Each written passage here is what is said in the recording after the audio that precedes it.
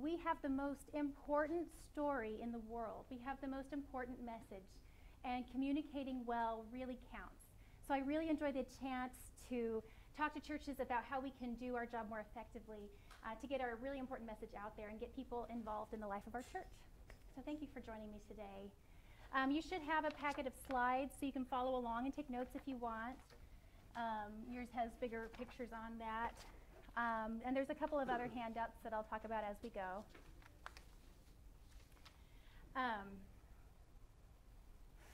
So when you are starting a social media account for your church, and I know that some people in here already have a church social media account of some kind, and maybe you're just wanting a few tips to get it working better.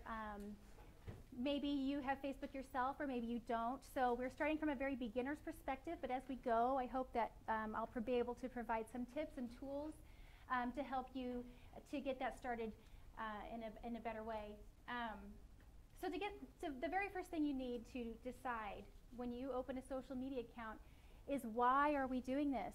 What is the purpose here? Who is your audience? Without having a defined purpose and audience for your social media, you're going to always be wondering, what should I be posting? What is this for? So your purpose of a social media account, now your church members, much like a website, they're going to say, but I don't need it. What's this for? Well, it's not for them. Sure, our church members are pretty plugged in. They know when worship is happening. They know how to get to our events and things. But social media is a very powerful tool for outreach. So when we design our social media accounts, we need to be thinking about, how is this helping us get our message out there into the world and involve people in the life of our church? So outreach, build your online presence to bring people from your virtual front door, which is your social media, it can be your website as well, to your actual building or to wherever you are out in your community. You also can use social media to impart important information. It is a good tool for keeping information in front of people. And you also want to build community. You let people know that you're not just going to be their friend on Facebook. We know that's kind of a shallow connection, but you're a very real community. There's things happening at your church. You know, if someone sends you a message on Facebook, there's a real person there who gets it. This is a real way to be in connection. God, let me hold on here.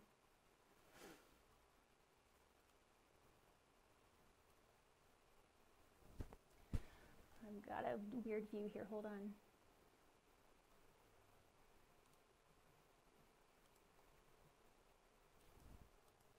Okay, back on track. Now, you can decide how specific you want to get about your audience. A lot of churches, of course, we want to draw in the younger families or the younger adults. And that's a wonderful goal. But at Topeka First United Methodist, a new audience we hadn't thought of before, but it ended up being a very successful idea, was to tap into the baby boomer population. We had several baby boomers at our church. I mean quite a few. They had a lot of friends and connections. And when we started doing some research, we found that there was a lot of studies out there that are showing baby boomers are really looking for a way to be connected into something meaningful. They have time and they have resources. And when they start coming to church, they often bring their grandkids and their kids. So when we started expanding our ideas to, we're not just targeting maybe young families, but we're going to start doing some very specific things to let the baby boomers in our community know that we have some things that they can get plugged into that they would find meaningful. We found that they did come and they did bring their kids and their grandkids, and that's been very heartening to see. So we had a group start some baby boomer Bible studies. We had a special event that got them all roped in the first place, a big concert. It was really fun. And you know what? They're really active on Facebook. I think you probably know that. So it was a natural fit to reach out to them through this way.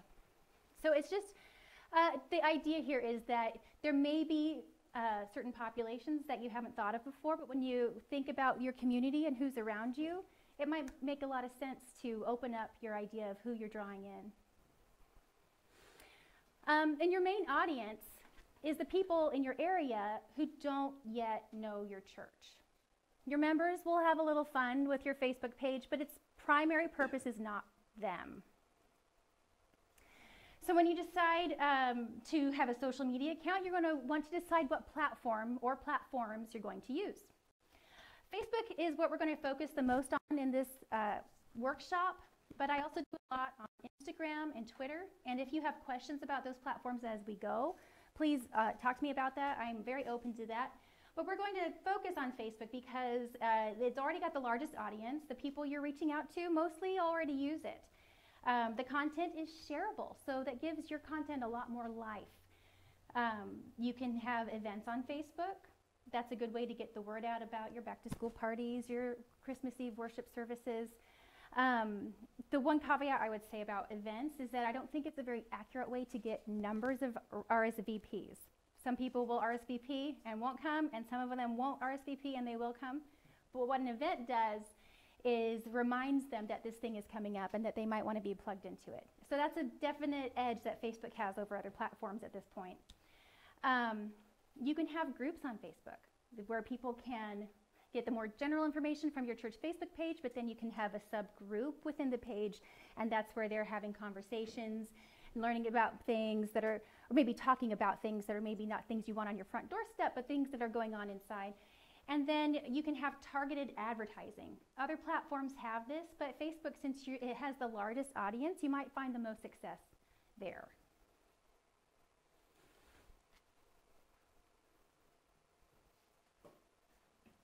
Okay.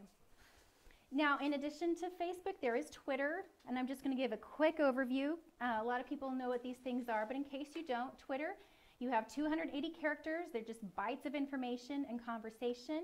You can widen your reach with hashtags. We hear a lot about Twitter in the news. It's been different things over the years. Some churches do find success with Twitter. It depends on what the people in your community are using. I know one church uses Twitter primarily to reach their youth group kids. They're on there all the time, but they don't go to any of the other sites, so they're really big on Twitter. Instagram, visually driven content. It's a place to share beauty. It's a place to let your eyes rest on something that's nice to look at for a while. But it's also where a lot of our younger people are. It is driven by hashtags as well. People follow hashtags, and the algorithm, you gain it by using more hashtags to get in front of people. It is only on the mobile app. You can view it on a desktop, but if you want to actually post and use it, you need to have the app on your mobile device. And then there's Snapchat. Snapchat's a lot of fun. I've never actually used it to promote a church event, but I know some people are having a lot of fun with that. You have stories that disappear after 24 hours. You can create a filter that is tied to your location. It might work only between certain dates, a certain time and place. Those are kind of fun to use. It's mobile app only. But then there might be some kind of an app or a Facebook or social media platform that the people in your community are really into. So use that. I can't help you with it because I don't know what that might be, but I have found that there are certain communities that are really tied together through their own things that they enjoy. So find out what it is and get plugged in with that. So once you've decided on your platform, you need to create your handle, and you want to have the same handle across all your platforms. At Great Plains is at Great Plains UMC. At Great Plains UMC across every Twitter, Facebook, Instagram. It will use the @ symbol, a short username. It helps your audience find you, and it spreads broader awareness of your church. So let's talk about setting up Facebook. This might be very, very basic for some of you, but it might be a good reminder, or maybe just a check-in time to see maybe there's some settings I need to look at, or maybe there's some things I could have done differently. So hang with me here. First, you want to build your team. This is where a lot of churches run into trouble. One person might start the account, and it might be the pastor. And we know in our system, our pastors are itinerant. They may not be around for much longer after the account is started. You need to have 3 to 4 unrelated people to run the page as administrators. You need to think about transition times. If you have staffing transitions or a new pastor coming in, how are you going to bring them in and help the old person to disconnect from the account. Your pastor can be a part of the page, but it shouldn't do it alone, and it shouldn't just be the pastor and the pastor's wife. It's a lot of responsibility for one person. And it also provides some accountability. It provides time to ways to troubleshoot different things. I have seen churches that they have a Facebook page out there somewhere. They know it's there and they can't get into it. And once it's out there and you can't get into it, there's ways to claim it, but it's kind of a difficult process. And so it's just better to safeguard against that from the beginning. Are there any questions about what we've talked about so far?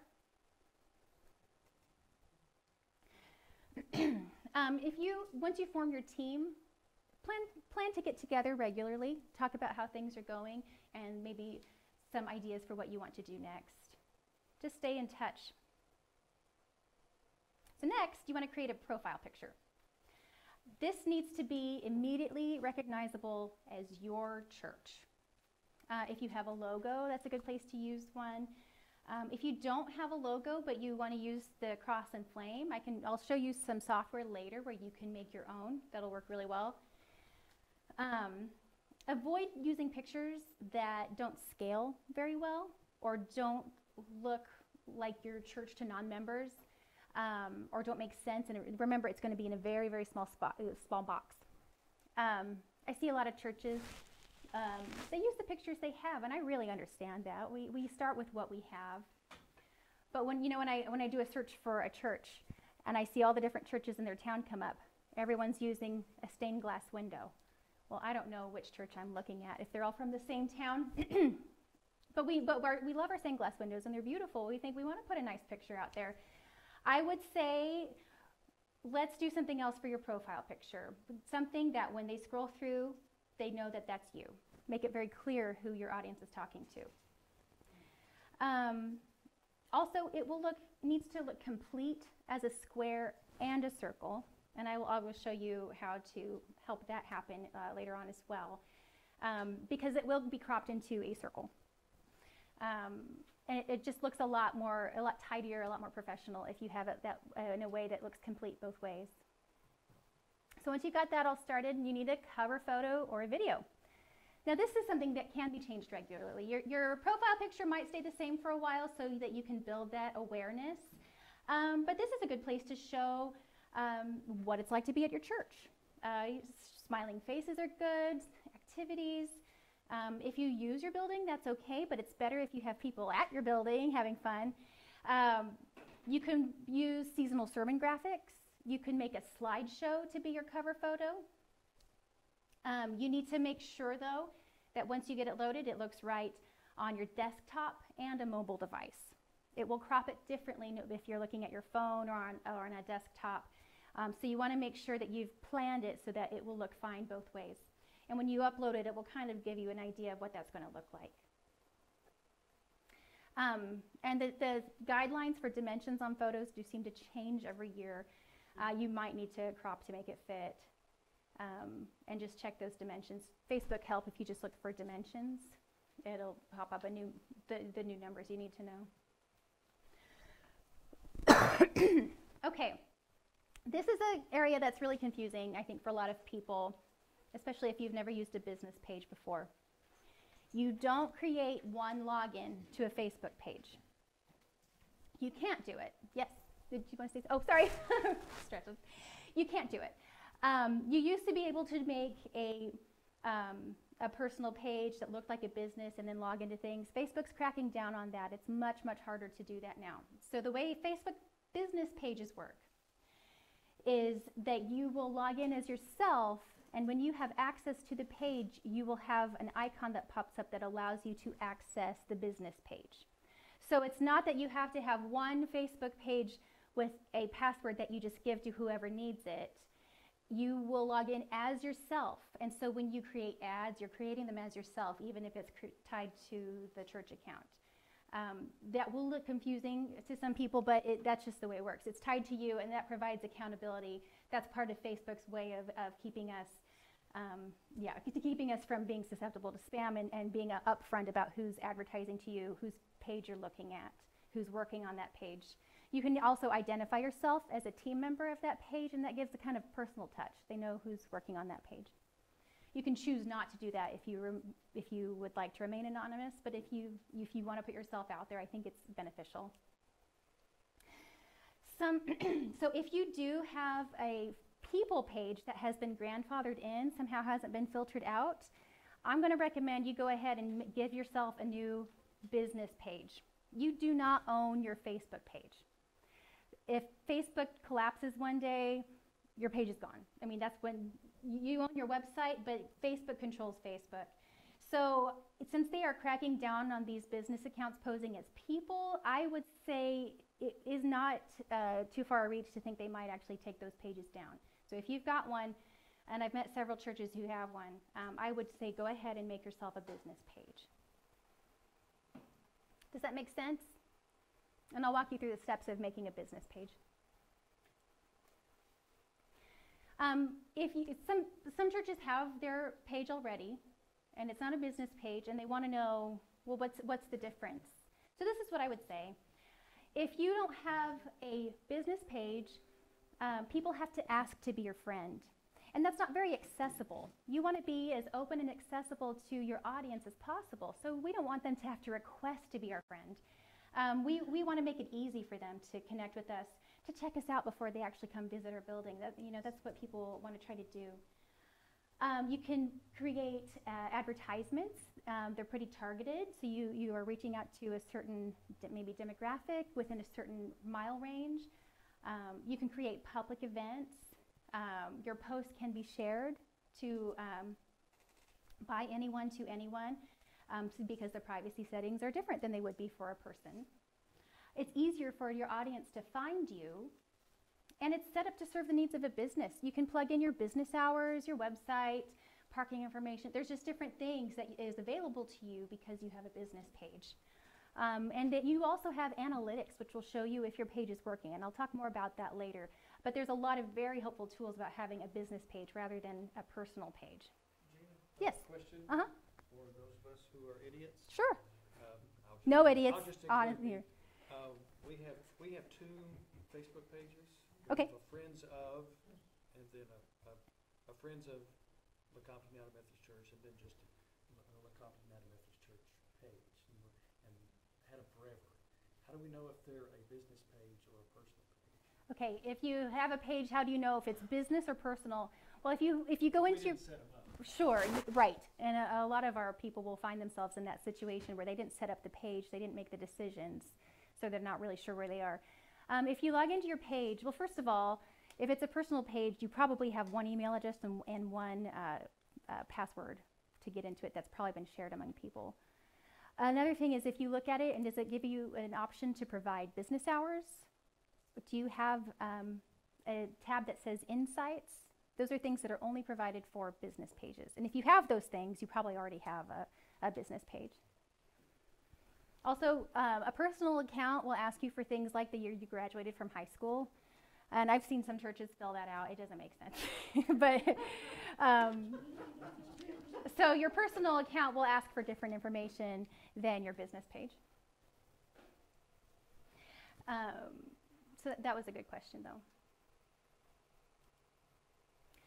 So groups, what about groups? Some churches just have a group, and this is fine. Groups are good.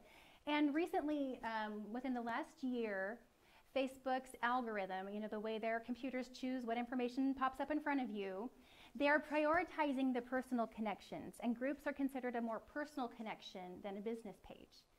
But the problem with only having a group page is that you are closing yourself off to your community. It's not a place to welcome people in and become a part of your community. It's just a place for your group to talk to each other. Sometimes they're private, sometimes they're public, but even if they're public, you're not allowing yourselves those opportunities to boost a post or create an ad, or someone has to ask to be part of your group.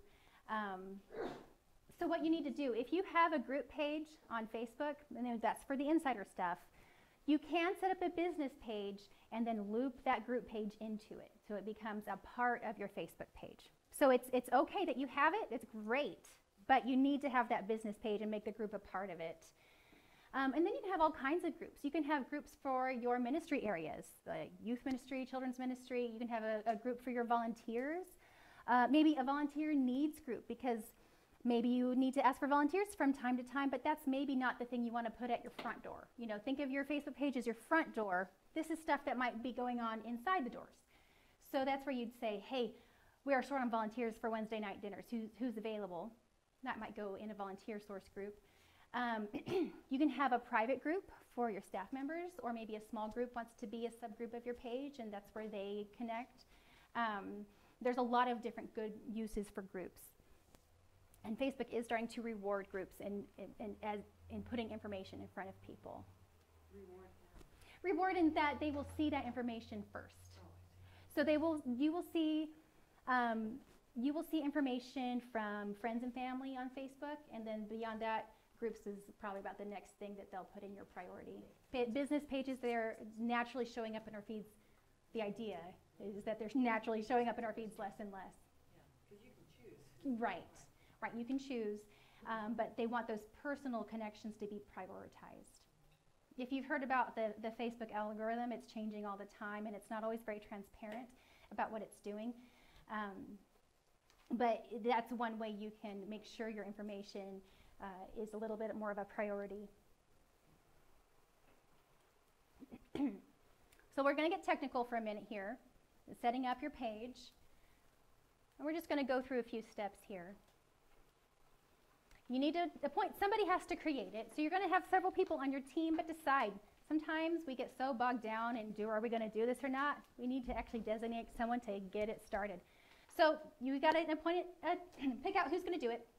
And then you're going to go up to, see, here's my page. That's me. Here's home. Right here is a tab that says create, and it will give you the opportunity to create a Facebook page there. On the menu, you can choose to be a business or a public figure. Select business.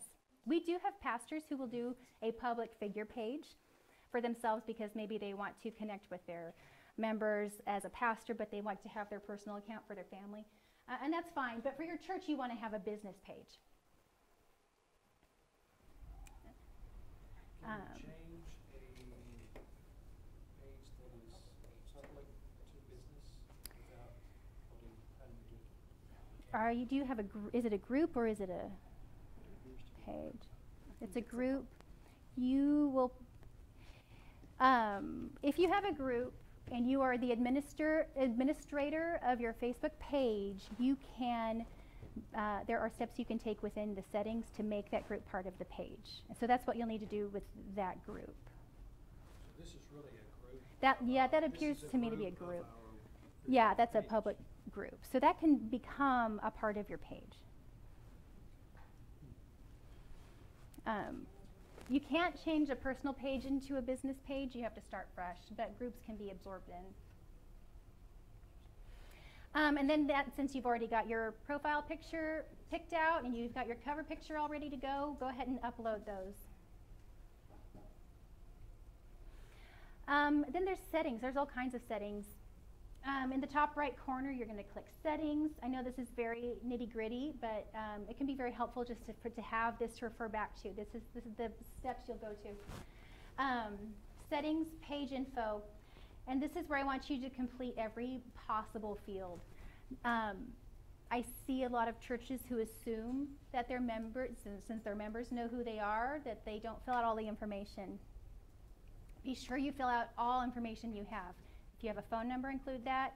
Put your address, put your city. So many don't put their city in there.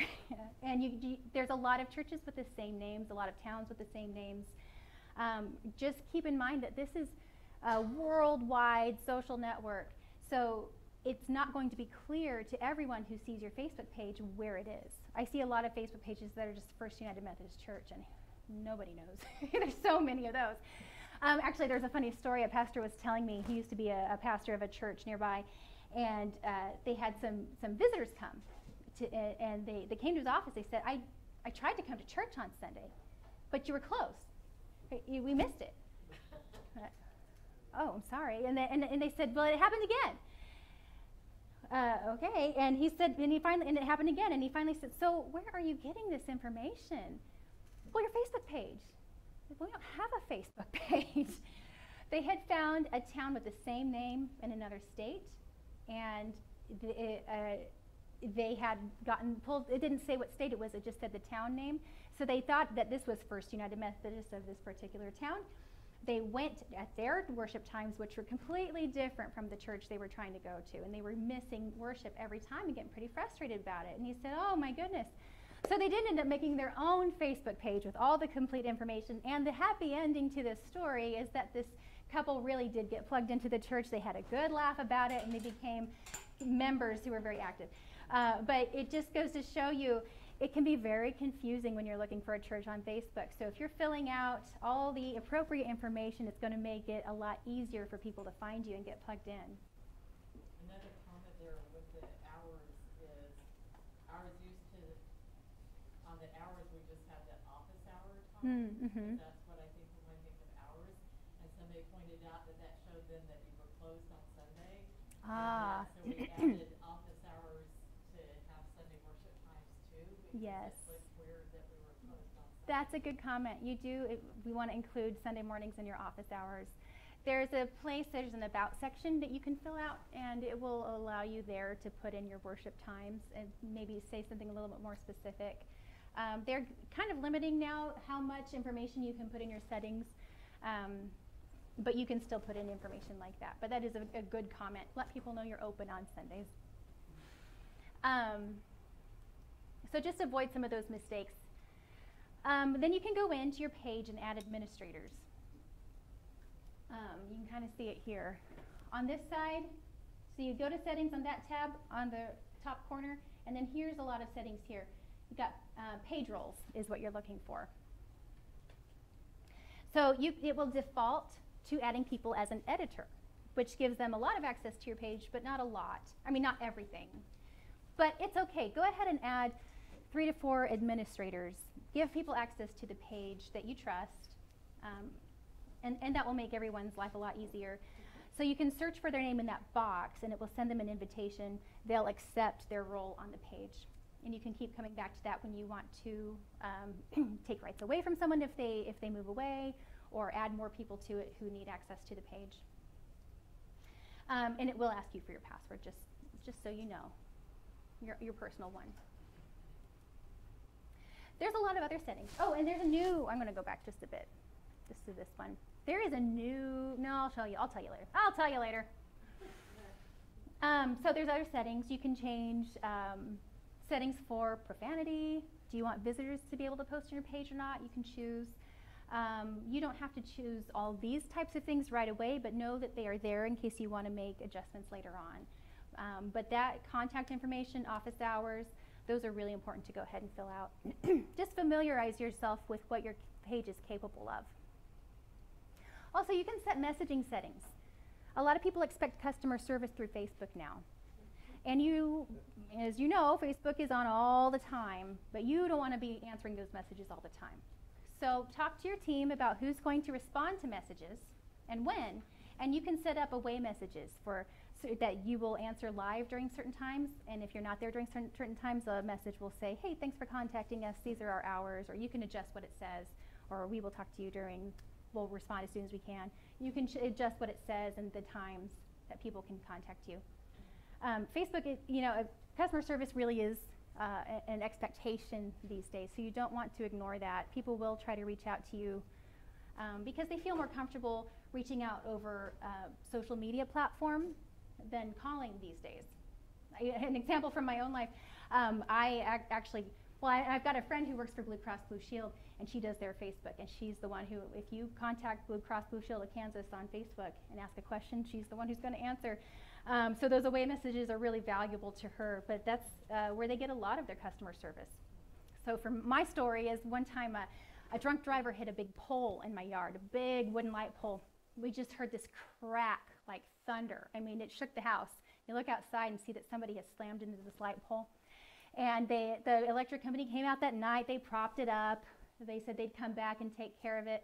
Well, 9 months go by, and this pole is sitting there in shambles, and the support beam is not looking so hot either, and we're calling the electric company, and we're saying, hey, is somebody kind of come take care of this for us? They're like, yeah. After 9 months of this, I was concerned. So I got on Twitter. I direct messaged. I don't want to public shame anybody unless I absolutely have to. But I sent them a direct message, and I said, hey, it's been 9 months. And I sent them a picture. Can somebody please do something about this pole? They sent someone out the next day. They do not want to, they don't want a public, a service crisis in front of people. But I wouldn't have outed them unless it came down to being really dangerous. Sure. If you're not responsive, you can be docked for that. Yeah, that's true. And Facebook will turn on a message or a little badge on your profile. If you're answering messages quickly, it'll say, hey, this person's really responsive, or it'll say your response rate or a number of minutes. It's good to have a good response rate. And if you're using, sure, and if you're using away messages, you won't be penalized for that. So then now you've got all your settings taken care of. Invite people to like your page. Start posting. This is the fun part. What do I post? What do I post? I get that question a lot, and that's a good question. Well, we need to create a content calendar. Look at the year ahead. Anticipate when you're going to have to create events, when you will promote seasonal information. And once you've got kind of a general overview of the year, then you can get pretty tight. Plan monthly and weekly as you go. You have an example of a content calendar that I've passed out, I believe. Did everyone get one? Oh, you didn't get them over here. Take one from the bottom, one from the top. This is an example of a content calendar. I thought it was pretty good. I gave an example. On one side, it's filled out. Now, this particular church filled it out at breakfast, lunch, and dinner. You're probably not going to want to post 3 times a day. That might be overkill. For bigger churches, maybe not. But you don't have to do 3 times a day every day. But that's just kind of how they thought. Breakfast, lunch, and dinner is the time frame we're looking at. And these are the kind of posts we're going to do every day of the week. And you don't have to even do one every day of the week. In fact, I'm going to recommend that you start small, maybe 1 to 3 posts a week. Once you get a good handle on that, maybe you can start adding to it. But the point is to get into a good rhythm. So at this church, shared sermons on Sundays, weekly announcements at lunch. If you skip ahead and you look at Saturday, that's when they might highlight a volunteer or tell you what's coming up this weekend. So you might have a Saturday post that reminds people of when worship happens on Sunday. And then maybe you have a midweek post that reminds you of things that are coming up that week. You might have a volunteer post, those connectional stories, those work really well. Maybe you pick one day of the week where you post just an inspirational, like a scripture or a thought. But the point is to get into a rhythm.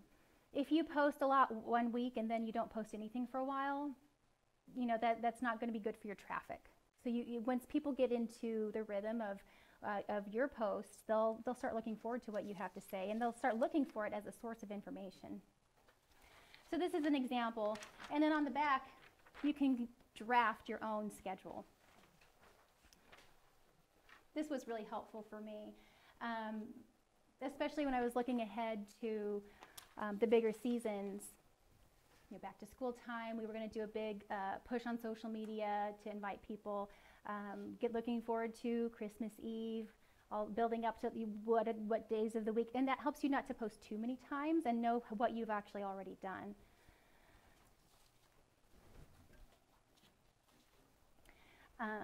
And we can talk more about content calendars as we go if you like. You also have in your packet, Todd included one of these calendars, and that's exactly why. Help you plan ahead.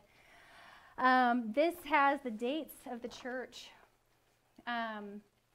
January through December of 2020. So you can sit down and you can actually start planning ahead. You can look at your calendar and you can know when Lent happens because that's different all the time. And that one's particularly tricky because sometimes it comes so soon after we've celebrated Christmas. That way nothing sneaks up on you. If there's a special Sunday of the church, there's a list here.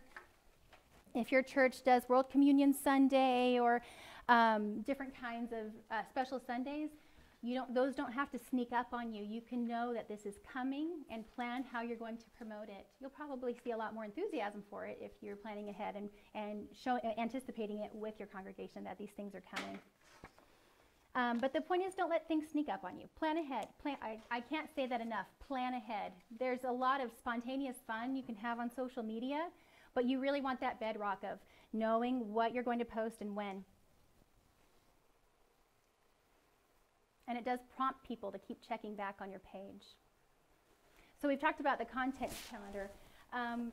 You can have different types of things that you post on different days of the week, weekly announcements.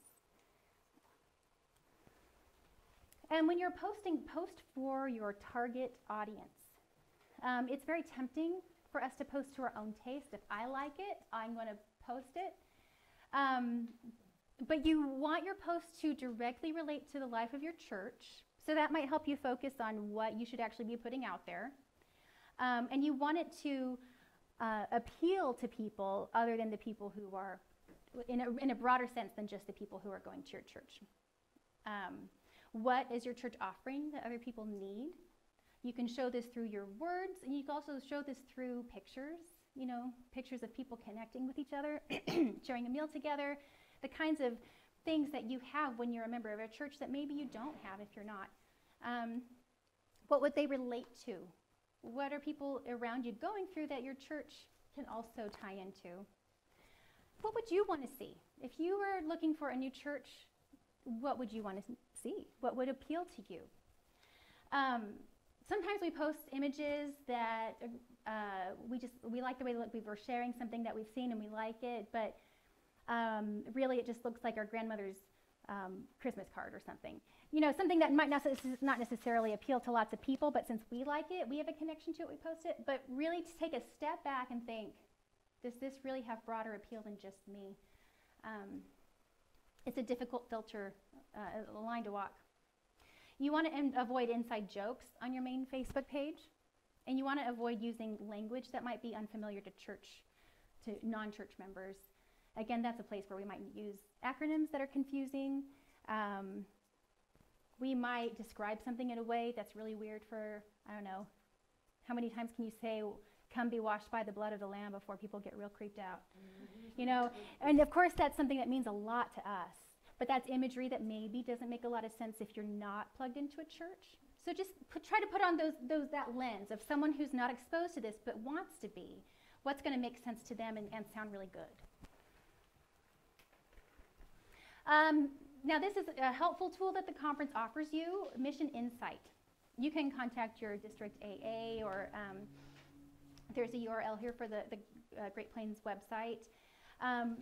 If you want to get to know your audience in depth, get in with your Mission Insight. You can know what kind of people live close to your church, what are the ages of their kids, what and these are general terms. So what's your community really like? So you don't really have to guess.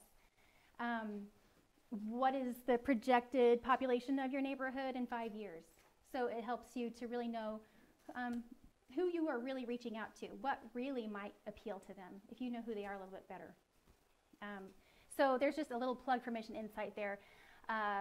This will help you not just on social media, but it'll help you design programming that could be very helpful for the people around you.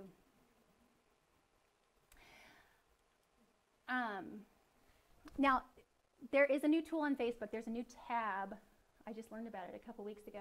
If you would go into your insights, which I'll get to, it also has, you can request to access local demographics about the people who are just walking outside your building, just the people who have the most traffic nearby.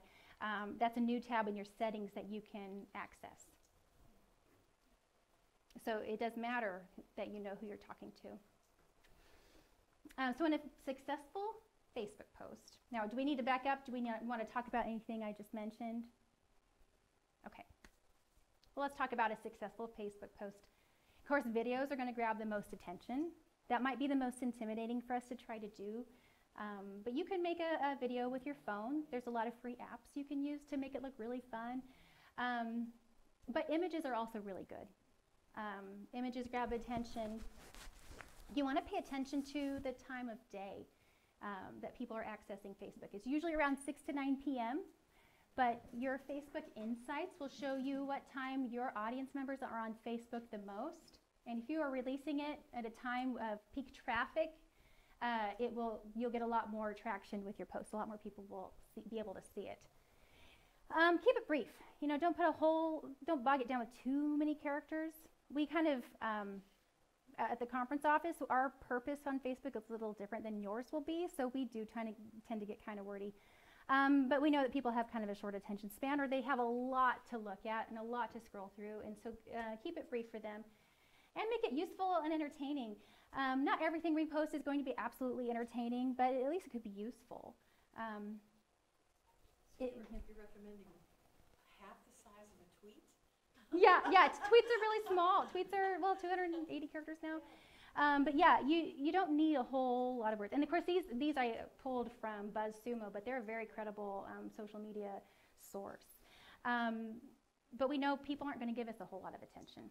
You know, if they have to dig through or sort through all the words to find out what they want, they may not give us that chance. There might be times where you want to explain a little bit more, but you can always direct them to your website or to another source of information where if they want to learn more, they can. This feature will make your life easier. You can schedule your posts. Has anyone scheduled a post before? Yeah, it's really nice.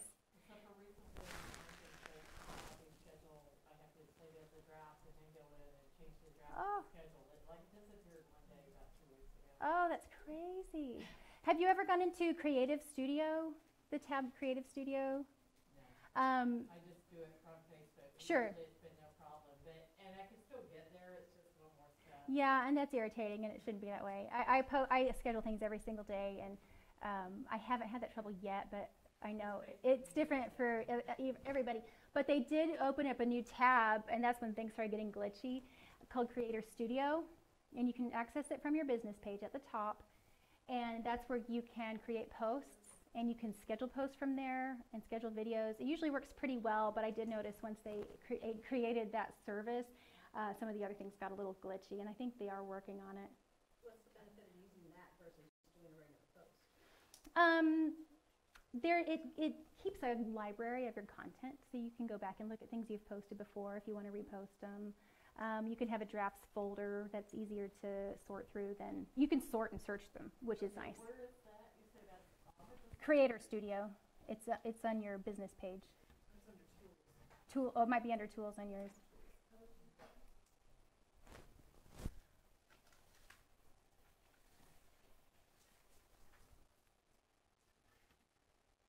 I manage 6 You're finding different Facebook pages, and 2 of them I've noticed in the last couple of weeks the same thing. Yeah, it does. It makes you save it as a draft, and then you can go back in and schedule it. That's really frustrating. good. My husband manages pages, and so far he can still schedule it. But He can I still do can't. it. I mean, it's like, I know, that's frustrating. But probably still worth doing. You can have multiple posts. You can schedule them, backdate them if you want to. You can edit the post if something needs to be changed before it actually goes out. You can do that. Obviously, you want to remember that you do have posts scheduled. I don't schedule more than a week out because if anything happens between the time that you create and schedule the post and then the time it goes out, it might come across wrong. If some major catastrophic event happens in the country and then you're posting something happy-go-lucky and isn't life great, it might feel insensitive or tone deaf. So if you have something scheduled, just keep that in the back of your mind. Make sure it's still going to be what you want to post. You don't want any surprises.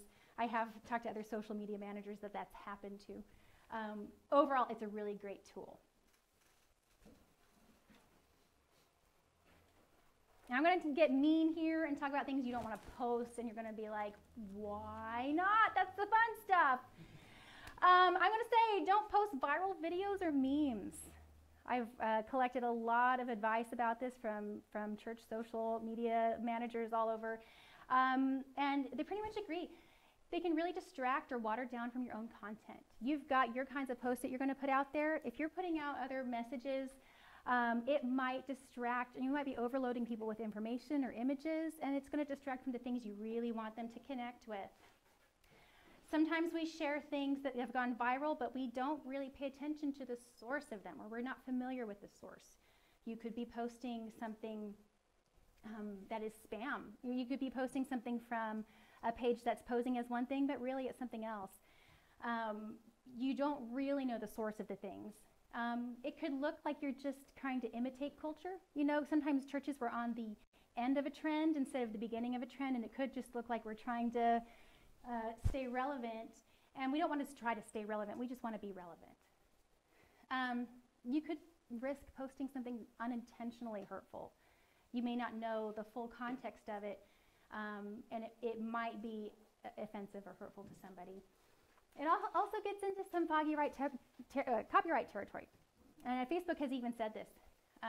You could be on the hook for an image. If somebody else posted it and they didn't have the right to, and you shared it, you could be on the hook for it. So you want to protect yourself from that. If you don't know the source, if this is not someone you personally know, or it's not a personally trusted source, don't share it. You can repost things from the United Methodist Church or the Great Plains. You can repost things from your local news station. But if you're just sharing things because you saw it and you shared it, you're going to run into some trouble at some point. Does that all make sense? Okay. Now humor is a good tool. Go ahead and make your own funny video. Use your best judgment, but humor is a good tool, and it plays really well on social media. Just be sure you have the right to use the material.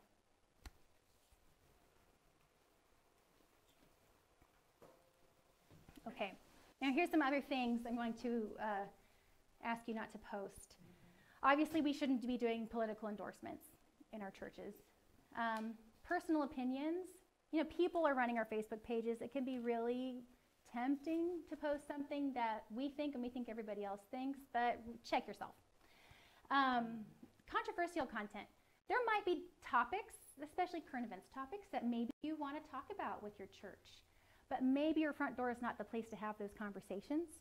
You could move those into groups, maybe, among trusted members, you know, but you don't want people to, it's really hard to read the tone of a Facebook post. You know, it's not like talking to someone in person. You could be misread or misunderstood. It's not the place to have a meaningful and balanced conversation. And I asked some friends to show me examples of things that they've had posted to their pages that they thought were funny. Pictures of printed paper, like they'll make a nice flyer and then they'll just take a picture of it. You know, that might work okay. Sometimes that looks like you don't really know what you're doing. You don't want to look like you don't know what you're doing. Clickbait. Now, you will be penalized in the Facebook algorithm for this. You do not want to ever directly tell people to like, comment, share, or tag friends in a Facebook post. I know you've probably seen the posts that say, like if you agree, share this post, tag a friend. But those are considered spam, and Facebook will make your account much harder for people to come across if you're posting things that say that, if you're trying to bait people in. Sometimes you have been able to get around it by putting it on an image that still looks like spam, but even now the algorithm will scan images for words that say that. And they're even starting to say that they will come down on videos that say like, comment, share, tag a friend. But you can still, they still want you to stay on Facebook and involve your friends on Facebook. So you can get around that with some creative wording. You know, you can say, let us know what movie you're going to see this weekend, or let us know what you think. Who are you going to bring to the, I don't know. You want to be careful not to tag people in a post they don't want to be tagged in. But has anyone had experience with maybe rewording things so it doesn't sound as spammy or it doesn't say those exact words that are going to be picked up? We'll put some thought into it. Do you have an idea? Well, when we post our sermon, Mm-hmm. I put Let us know where you're watching from. Yeah, let us know where you're watching from. Yeah, that's a perfect one. We did it with Vacation Bible School, kind of the same thing. Yeah. Let us know if you've signed up. Yeah, let us know. Hey, show of hands, who signed up? You can use an emoji. Yeah, there's a lot of fun ways you can get involved. Facebook really actually wants you to stay on their platform. They want you to have those conversations, but they also want to try to protect people against the spammers and some unsavory things that have been happening on there. There's other things, legal statements about Facebook's terms of service. Those don't actually hold any legal weight. You might have seen them. They'll say, I am pasting this, I'm copying this to my post because I don't allow, Facebook is going to do this with my content unless I post this. To share, copy and paste this into your status if you don't want Facebook to use your images. Those hold no legal weight.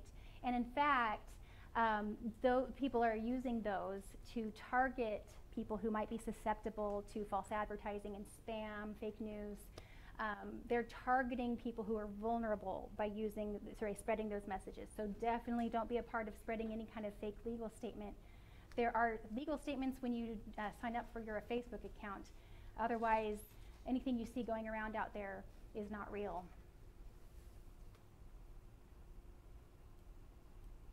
So I'm going to show you a couple of posts that people have sent me. We're going to talk about, maybe you don't want to post these. So what should I post? Not this. Okay. And some of these, you might think, but why not? So we'll talk about that. What's the problem? What are some problems you see with this post? These have been shared with me by other social media managers. Yeah, it is way busy. Facebook does scan the pictures, and if you've ever tried to make an ad and it sends it back to you and says there's too many words, they want it to be mostly visual, this means that the robots didn't realize these were words. They thought it was part of like a picture. So there's too much going on here. You could not read that on any size. Like, there's I think a schedule going on there. There's a lot. You want to keep it simple. Plus those colors are just burning my eyes. Which is a shame because it looks like they've had a really good event. Can I say something about that also? Yeah. Watch your colors. I'm colorblind. Oh. And so I cannot read anything in I see. So if you're colorblind, what are some helpful things we can keep in mind? backgrounds. Okay. Now, some colors, Mm-hmm. a colorblind person, and a lot of men are colorblind. What is printed kind of blends into the background. Uh-huh. So maybe something with better contrast. Yes. Like, make sure the words can be seen. Sometimes if I'm creating something like a scripture, I will admit I will put the design over because I want the whole picture to be the thing. But when you have an event, you got to prioritize information over the looks. And they won't let you boost posts. Mm-hmm. Yeah, they won't let you boost them if they got too many words. Now you can put the words up here, like up in the caption. You can put words here. Let that be where you speak. And you can have maybe a title across your image, but it just can't be. They will make sure, and they'll tell you about kind of percentages, how much of it's covered in words and how much you need to get rid of sometimes. Okay, this one, when I've shown this to people before, it's a little harder to get. So this one, we got a picture of I assume it's little baby Jesus, and we've got a lamb, and we've got a star, we've got a couple stars, and it says, "These shall make war with the lamb, and the lamb shall overcome them." It's a verse from Revelation. So what might be an issue with this post here, do you think? It's hard to read. It is hard to read. It's a lot of words in a small space. It's low resolution. This is as good as I could get it. The words don't really match the picture. These shall make war with the lamb, and the lamb shall overcome them. Does this speak directly to the life of your church? If you're sharing a scripture, you might want to tie it into the sermon you just heard or the sermon that's coming up. But this looks like nativity scene. Yeah, it looks like a nativity picture. Looks like Christmas. It also looks like something maybe my grandma would get in a free Christmas card when she makes a donation somewhere. It's not going to appeal to a younger crowd necessarily. And not to tear down anybody's taste, but that's kind of my job today, is to say, try not to think about if you personally like this image, that's fine, but is a younger demographic going to like this picture? Are these words going to speak to the message you're really trying to get out there? What will you really gain from sharing this? Now, you might really gain from sharing a scripture to say, hey, let's reflect on the scripture from this Sunday. Who pulled something out from the sermon this Sunday they'd like to share? Let's talk about. Don't say share. Mention something you learned from the sermon, or mention something that you learned from this scripture. Those are things you can tie in with your. But if it doesn't speak directly to the life of your church, it might be hurting you more than it is helping you to share. And that will also help you to focus. And we see a lot of scripture, a lot of images being shared in front of us, and if we just share everything without thinking it through, it's going to start muddying up our Facebook page. Now this one's funny. It's not necessarily a post I wouldn't share, but it's speaking to a larger truth. It says, what do you mean I can't come in? I went to church every Sunday of my life. True, but you ignored about 8 of those if you love God Facebook posts. Let's not be manipulative, right? Let's not manipulating people and saying if you don't like this, you don't love Jesus. And Facebook doesn't want you to do that either. So we just need to be careful about our messaging out there. It's a sensitive thing. Does anybody have any questions up to this point? Is anyone ready for a break, or do you want to keep going? All right. All right, so I've mentioned insights a couple times. Is my content working? Check your insights. In a little while I can pull up our conference Facebook page and show you the inside. Don't judge. But you want to check your insights pretty regularly. It's pretty interesting really to see. Your insights will show you page views, number of times a page profile has been viewed by people. And even if you've linked to your Facebook page and someone's not a member, but they've clicked on it to look at it, it'll show you that number, and not specifically who it is, but that number. It'll show you the reach. That's the number of people who have had any content from your page or about your page enter their screen. Enter their screen. We can't, you don't know really if they've spent a lot of time looking at it, but they've had the opportunity to. And then impressions. The number of times, and reach and impressions gets to be a little confusing. You want good numbers, know that. The number of times any content from your page or about your page is entered a person's screen. So reach is about the people who have had the opportunity to see it, and impressions is the number of times they've had the opportunity to see it. And then engagement. Engagement's going to be your most important numbers. How many people are actually not just seeing your posts, but taking the time to click on a link, to like it, to share it, to see the picture bigger. That's really going to tell you the most about, is your content working? Are people engaging with it? Likes are nice. They're great, but you really do want to have a call to action in your posts, like sign up here, go to this page, take action when they see it.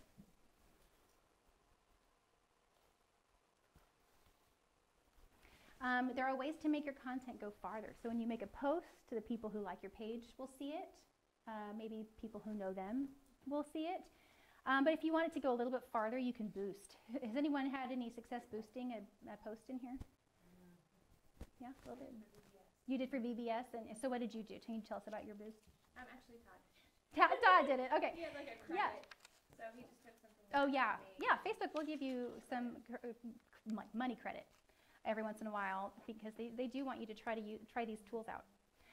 A boost is when you have an existing post and you give it a little bit of money to put it in front of more people. It's about $1 a day. You can, $5 is a pretty good place to start. It's a pretty cheap way to advertise. With boosting, you do have some demographics you can narrow it down to. With an ad, you're going to get more ways to narrow down your audience or broaden it, however you choose to do that. You are usually going to use this for an existing post, but you could create a post and then like boost it. Or you might have a post that's doing really well with the people who already like your page. So you're going to say, okay, this one's doing well, so I'm going to use this as an opportunity, because if these people like it, more people will probably like it too. So that's when you might boost it. Put a little money behind it. That does mean putting in your credit card information. And then with ads, you can create, when you use an ad, there's a lot of different capabilities. You can create lookalike audiences. So there's a certain audience that already liked your page. You can create a whole other audience that looks just like it, but they're people who don't like your page. So you can send it to people who are just like the people who already like your page. Or you can do 2 different ads and see which one performs better. They have all kinds of ways to track that. And so and sometimes you can just go into the ads and just look at the demographics. You can start to set up an ad, but don't go through with it. You can just see the numbers they show you about who's in your area, the kind of numbers. It's pretty interesting, pretty good insight. You can also set goals and objectives with an ad. So neither one of these costs a lot. Ads cost more, and you usually plan ahead with an ad. Whereas a boost, it's kind of a reaction to like, hey, this is doing well. I'm going to give it more money so more people see it. An ad's going to be something you're probably going to want to plan ahead and decide, for this thing coming up, I'm going to make an ad because I want a lot of people from my community to have the opportunity to come, or whatever you might use that for. Free resources. This is the fun stuff. And I can pull up some of these and we can practice with them if you want. Canva is probably the most common online software people use to create content. Has anyone used Canva before? Yeah, a few people have. You can make printed content through Canva, and you can also make images to share. It's pretty useful. You can use, with Canva, there's in-app purchases. It's free to form an account, but there's some things in the app that you might just want to buy, like certain graphics. Adobe Spark, there's a free and a paid version available. If you use the free version, it's going to leave a watermark on the corner. It's not really a big deal.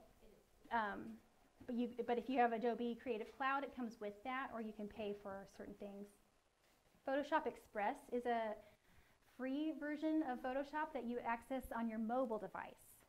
It's pretty cool. You don't have to have Photoshop to use it, but if you do have Photoshop, it can open up your project in Photoshop as well. So that's kind of nice tie-in if you've got that. But it's got filters and different ways to crop it, different effects you can add to your pictures that are really effective and neat. One of the cool things, if you, on your phone, has anyone ever used Bible Lens? Yeah, it's fun, isn't it? You can download it from the App Store, and it is the most intuitive app I think I've ever worked with. You can take a picture or pull up a picture from your photo library, and it kind of detects if it's people or a building or a nature scene, even if it's children or adults. Kind of creepy. And it selects a scripture to put with it. So it makes a scripture, it just automatically generates a really beautiful scripture image that goes with your picture. And it really usually does go pretty well. And you can modify it. There's different ways to change the template. But usually the first option it gives you is pretty good. So It gives you multiple choices for your scripture too. yes. So if you don't like the first option it gives you a few other, like lots of others you can choose from. It's cool. Is it the version? Might be. It's got, yeah, there's 2 different ones. It's the one with the white box and the bluish green circle. Is it only a phone app, or is it available?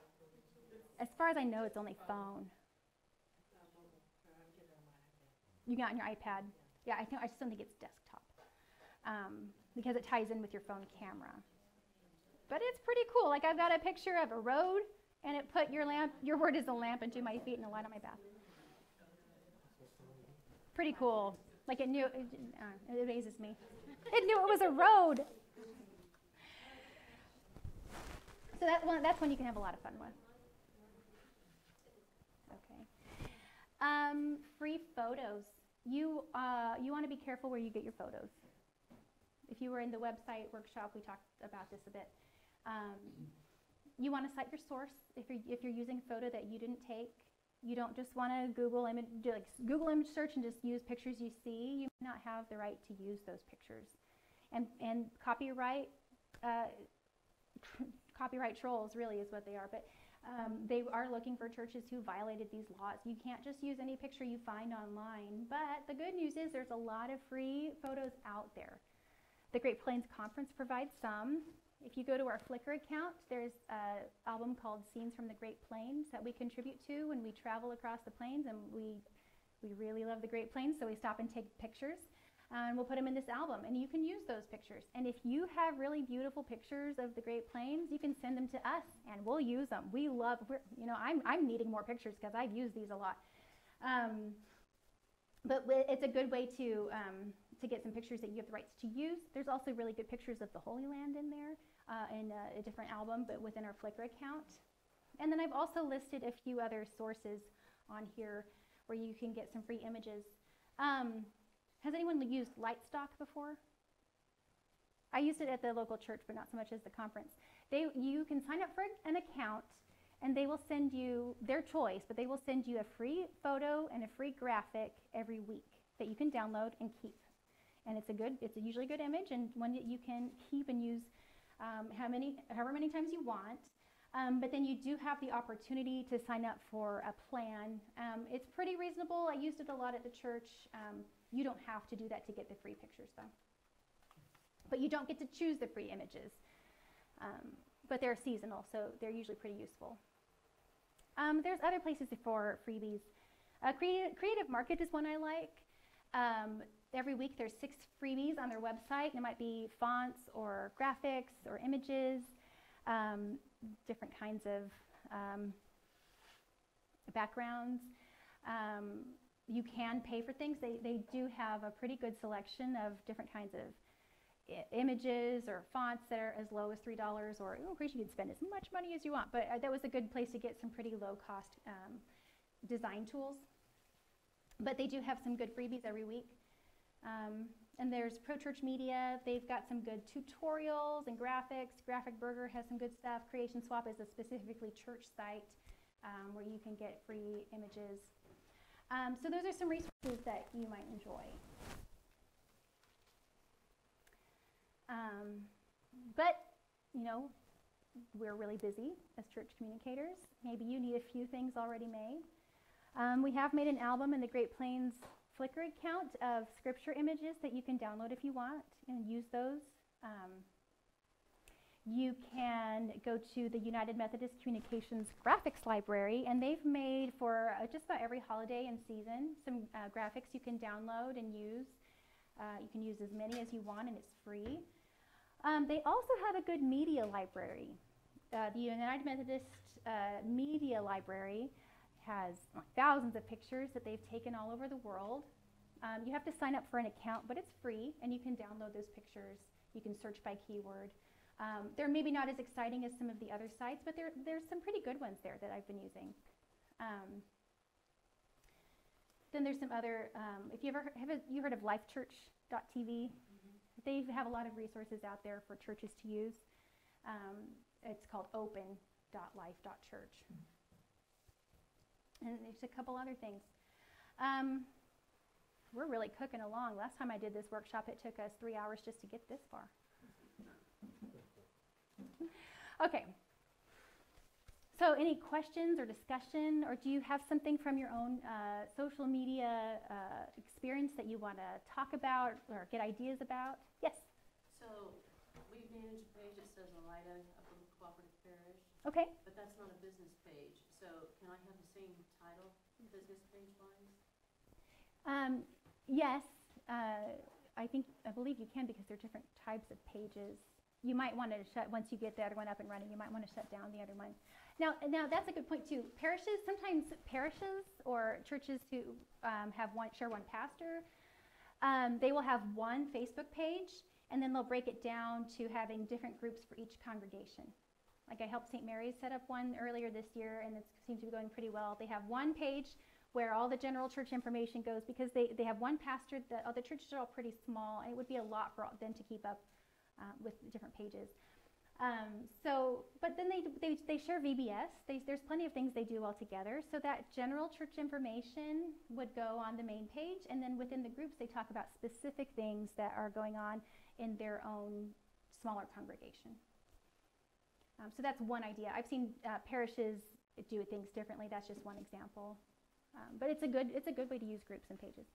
So if you create a group within your Facebook page that is a public group, does that post in the feed just like your posts come along, or do you have to go to the Facebook page and do that? It will post in your feed. Yeah. And when you make a post on your page, you can choose to also, it'll give you the option if you've got a group to post it there at the same time. That might be too much if you don't have a lot. If everyone is this member of your page and the group, that might be too, like posting the same thing twice. But it is an option. Go ahead. Does a group page within a business page have to have a different administrator? You can have a different administrator. I recently set up one for the conference where the person who runs the group is not an administrator on our conference page. You have to set up the group for them, and then you invite them to come be administrator of the group. But it does work. Can you just be the editor of the group and not an administrator of the group? Yeah, sure. Sure. You have to be an administrator on both in order to tie the group to the page. Well, to create the group initially, you do. Yeah, have to be an administrator.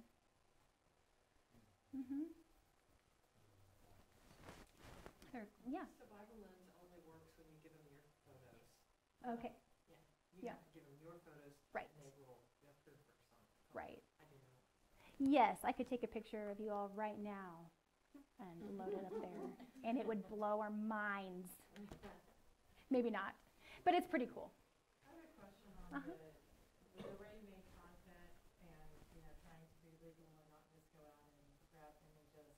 One of the things I like to put on Facebook is a graphic with daylight savings time changes. Do any of these have those types? I'm just using that as an example. Sure. But those types where somebody's already put the text with the picture, or is it just all pictures that then I'd have to create the other text? They really might. United Methodist Church might. There's a lot of memes out there for that, but I Yeah. don't know that any of them are coming off of. Yeah, you want to be careful what you're sharing from.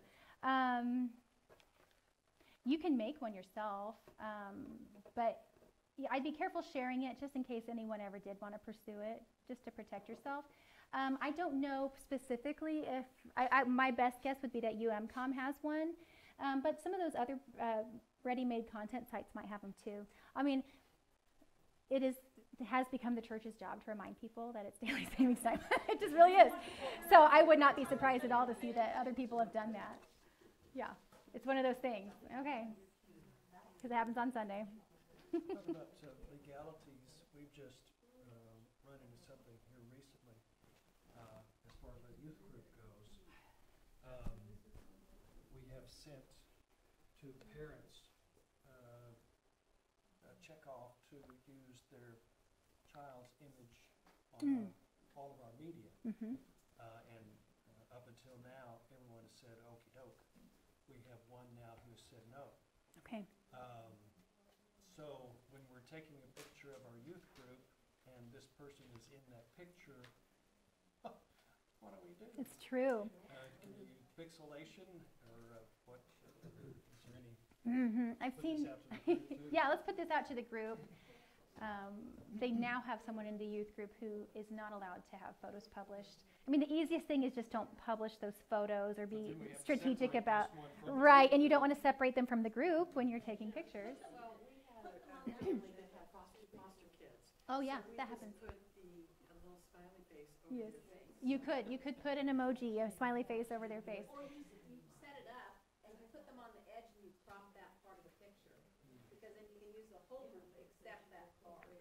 So that takes creative planning, when you're putting the group together. You can't just let them scatter, but if you let your youth people who are running that program know, This they person can always kind of- has to be on the end. exactly. If it's a group picture. strategically crop them. Yeah. pictures of their back might be okay. If you catch them in action, I mean, action shots are always great. It's, the group photos have their place for sure, but you also really want to show what it's like when people are being active at your church. Like, what do we really do? Are people happy when they're at our church? But you can also take pictures of people's backs sometimes, and sometimes that covers it. If you do that, you might want to check with the parents. Say, is something like this okay?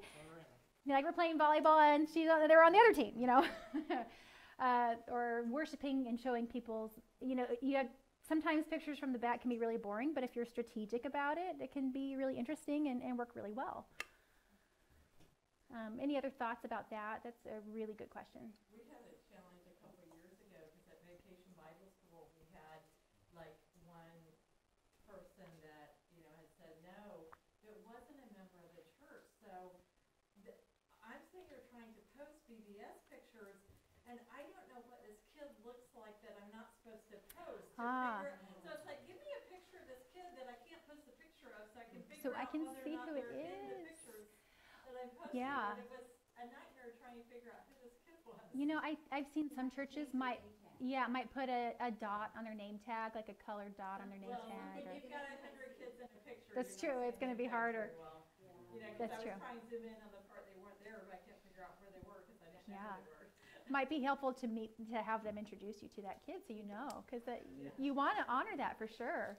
Well, I think there is in a public setting like that, I think there is what's called reasonable expression, that if there are cameras in the building that you come into, a public facility such as a church sanctuary, it's reasonable to expect that you may be filmed or on camera somewhere. As far as an individual where you sign up to attend a particular event, I think it's different for that. So sure. That's what we have to come to. Sometimes we have outside groups that come in regularly, and we like to take pictures, and say like VBS or something like that, which would be ours. But we ask, because we've got kids that the parents will not allow their kids to be filmed at all. Mm-hmm. One of them is officers. And so what we do is if we take an overall picture, we will make sure those two kids are on the far end of the picture and make sure that they are out of the picture. Sure.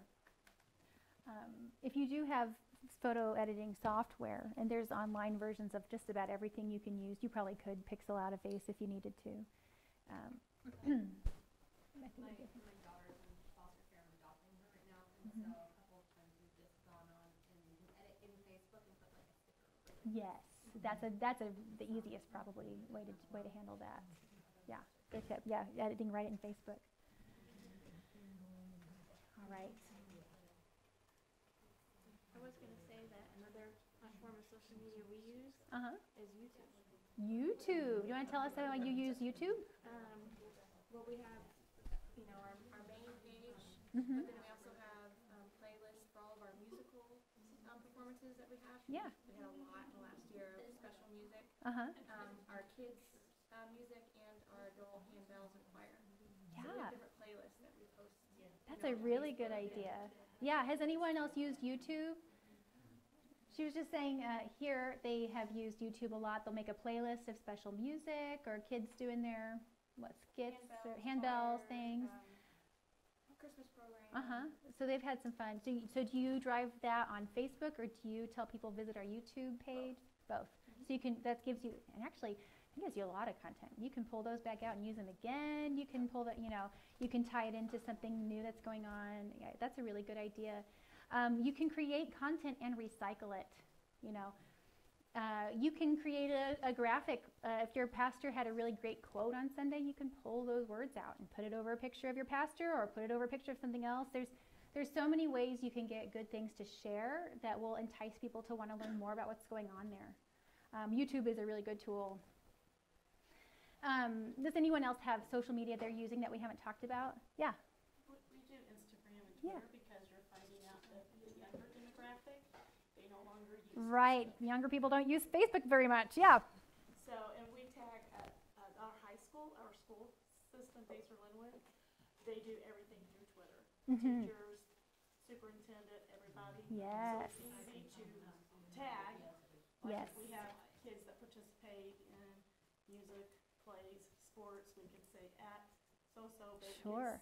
it gets our church out there. Absolutely. With that and Instagram, we Mhm. just, that's the one I'm struggling with, so if Uh-huh. anybody has any Sure, we can talk suggestions about for that. Instagram, Twitter, I'm kind of catching on to, but like I said, we are finding out that Yes. really 30 and younger, they Mhm. don't really use Facebook. No, and you just kind of have to be aware there that I don't know. I use Facebook a lot, groups a lot for different activities I'm involved in outside of church. That's where a lot of younger people I know are clued into things, but otherwise they're on Instagram and Twitter as well. And yeah, Twitter is a really great way to get yourself in front of your community if people in your community are using Twitter. You can directly tag your local news reporters and go straight to them with a story if you've got an idea or something cool has happened, rather than going through the whole news office. I mean, they want stories. They don't mind. They know that there are public images on Twitter and that you might contact them. So we had some fun with that at Topeka First. You can tag, I don't know, if you want to celebrate your local law enforcement agency, a lot of them have Twitter accounts that are followed, very visible. You can say, hey, we wanted to thank the Lawrence Police Department today, and tag them. They've got an awesome account.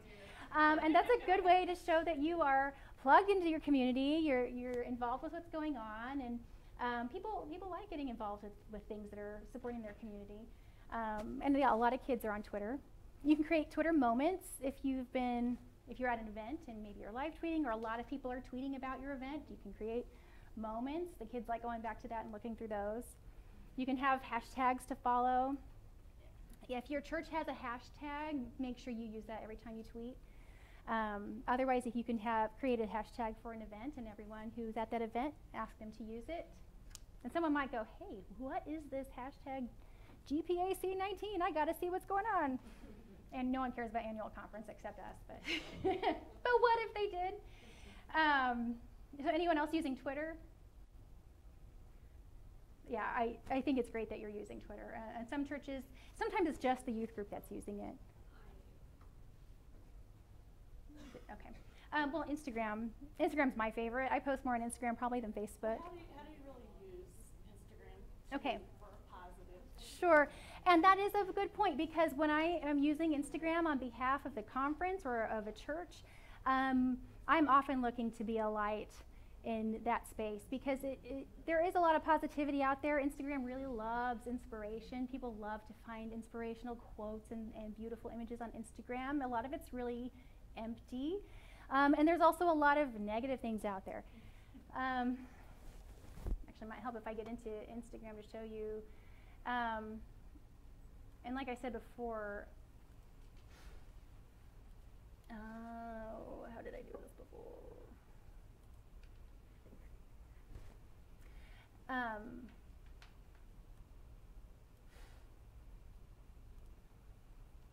Anyway, did it work? Haha, it worked. I'm going to log into Instagram, but there's not a whole lot you can do from desktop. This is Todd's computer. I might be logged into Todd's Instagram. All right. Typing in front of people is awkward. Okay, so we're not really logged in, but this is going to be the Great Plains account. I don't think we're logged in. I spent a lot of time researching hashtags. Hashtags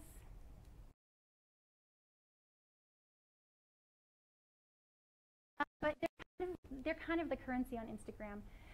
You can have up to 30 hashtags, and most sources will tell you use all 30 hashtags. Use as many as you can, because that will help you get in front of a larger audience. You probably don't really want to use 30. You might want to use one for your church, one for your community. You know, Topeka is really big into Instagram. There's a real push. We use the hashtag Top City a lot, and the hashtag Topeka, and actually someone new came to town, to Topeka, as people do, moved to town, was checking Instagram for hashtag Topeka to find out what was going around town, and saw that my husband was posting a lot of things about our church using hashtag Topeka, and said, hey, I don't really go to church, but I'm new to town, and you seem to know a lot about what's going on. Can you tell me about the next thing to do? And he said, hey, come to our church. And she did. So it's a good connection. And so she did come to several church events, and it was really good for her family. And Instagram seems to be particularly good for connecting with your community that way, if your community has a hashtag. All these really work the best if you know your context well. It's better. So we seem to be not having internet right now. So when I look at hashtags, I'm going to check them out first before I use them. So I'll search, and it's better to search on your phone because it'll, let's see, because it'll give you other related hashtags. If you search it on here, it'll show you all the results that come up for it, but this will actually show you related hashtags because they want you to find other things you're interested in. So you're saying search through Instagram for the hashtag? Yeah. Yeah, and there's different websites that will help you decide which hashtags might be good to use. They'll show you, I can't think of what it's called. Sometimes they use it. There's different hashtag finders that will tell you which ones are hot right now, which ones have been overused. There's really a sweet spot into how many hits you want on a certain hashtag. Ours is GPUMC. If you have an Instagram account, you want a quick bio. You want to list your hashtag if you have one. It's a good idea to have one, GPUMC. And then a link to your website. And I'll show you when you click on your link in your website. And this is optimized for mobile because that's what Instagram is for. So it may not look right on here, but it looks right on your phone. There's different ways to have a link in your bio. I know this is a lot. It's just coming out really fast. On Instagram, you'll often see a post, and it'll say, to learn more, click the link in our bio. Or if you want to read, link in bio is just a phrase you hear a lot. And what that means is they want you to go back to their profile and click on the link. There's different ways to have, you might have more than one kind of information that you're posting on Instagram, and you may want to direct people to certain things. So that's when it's helpful to have a link tree. Now there's an actual app that links with your Instagram called Linktree, and it will give you a list of links that you click through to from your bio. There's a free version and a subscription version. You get more features, obviously, with a subscription, like analytics. But a lot of people lately have been finding out that it's just as easy to make your own. And the trend lately is to have a grid link.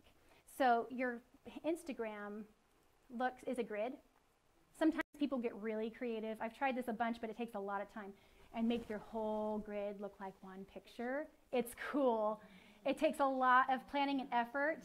So when I do it, I'd only do it for like 9 posts. And I talked to the youth of the conference, and they're like, we never even look at it. So I stopped, but it broke my heart. So this is your grid. Instagram's all about the grid. If you really want to get fancy with it, you can use the same filter on all your pictures, and that makes it look really sharp. Instagram is all about looks. So when you go into our link in bio, it looks like another grid. There are services you can subscribe to that create a grid, but you can also just make one on your website. It's really not that hard. All I've done here is I've made square images, and I put them in a table, and I made each image a link to different kinds of information. Ta-da! So how are you putting Bible verses at the bottom of your Instagram picture? That's a comment. Oh, that's a comment? Oh, okay. Yeah, so if you look at our Instagram feed, I use a publishing service called Buffer, because we post most of our scripture images at 5 o'clock in the morning, because that's when, it's not the optimal social media time, but that's when our emails go out that are also daily devotions. And so it's nice to tie them all together. It all posts at the same time. I don't want to get up at 5 o'clock in the morning and do that. So, and Instagram and Twitter you can't schedule, but you can use an app to do it, and I use Buffer, and that Buffer also gives you the option to post a comment with your post at the same time. And so I'll put the actual scripture in there, or you can also, to keep your post clean, you can put all your hashtags in there.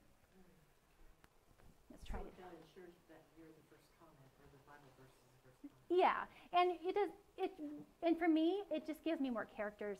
You can have a lot of characters on Instagram. Doesn't mean you have to use them all, but I usually do, because what I'm posting is our whole daily devotion, and I want people to read it more than I care about driving traffic to our website at that point. So I'll use up all our characters to have the person tell their story, because they're beautiful. I mean, they're really inspirational things that people write. And then so they can refer to the scripture, I post that in the comment. I really wish I could show you what's happening. Were you supposed to be on that other internet? It should be Oh, that was HTTP. Eugenio's. That was the one we had, so we could be plugged in together. I got some low bars. Somebody's got a hotspot.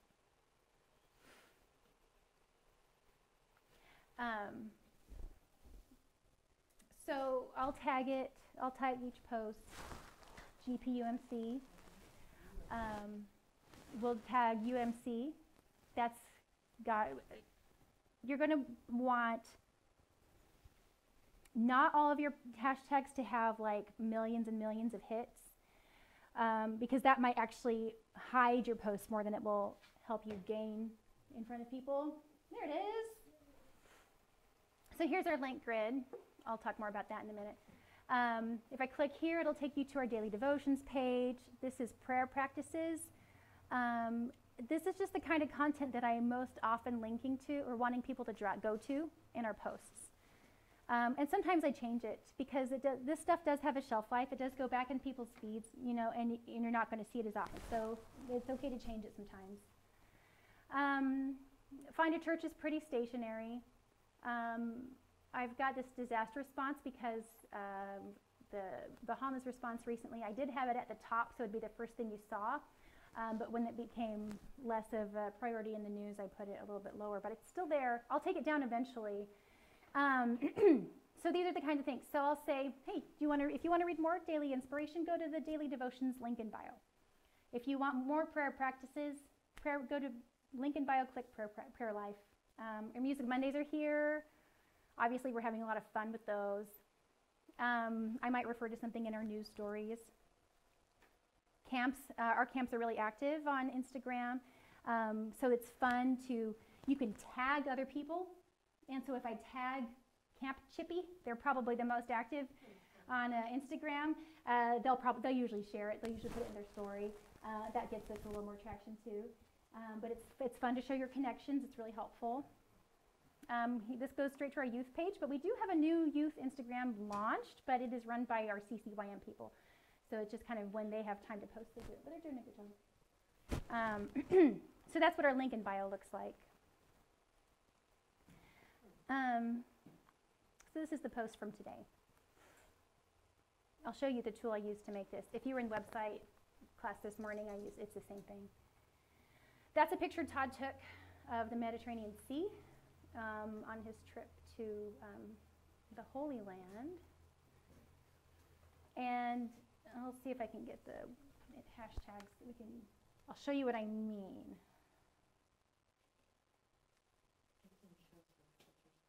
Yeah.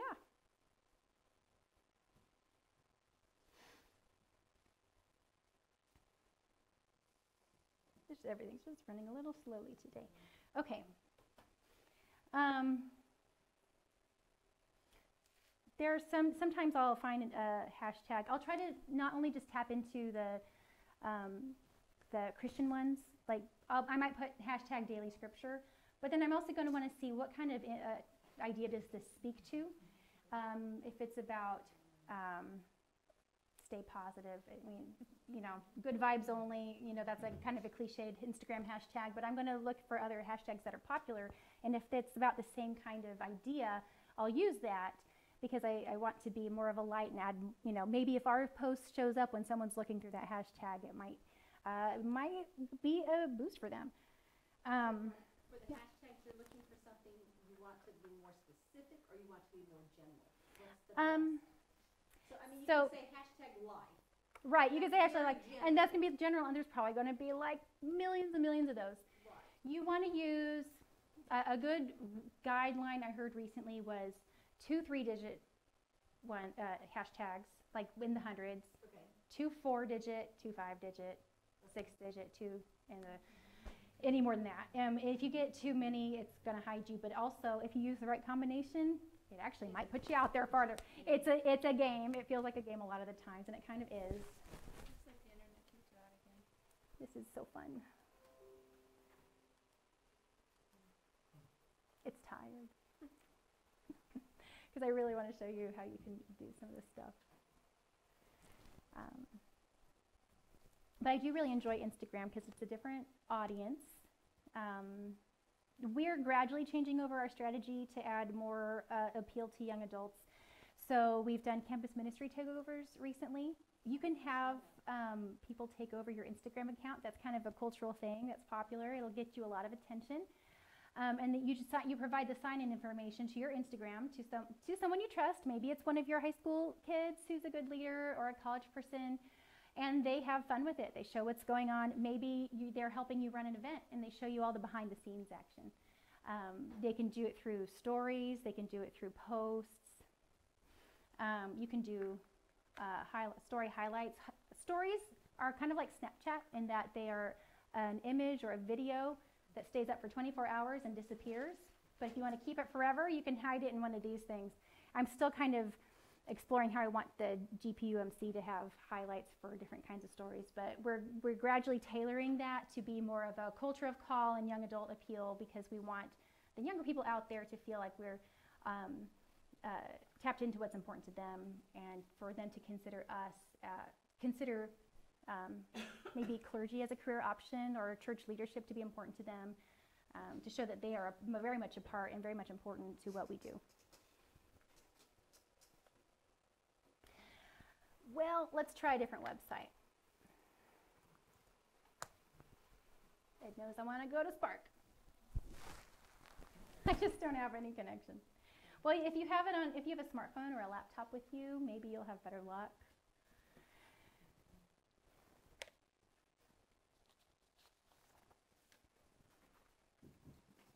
If it's not working for you, actually, we could take a break, and when we come back, maybe this will be working, but maybe we can kind of talk through a draft for a content calendar.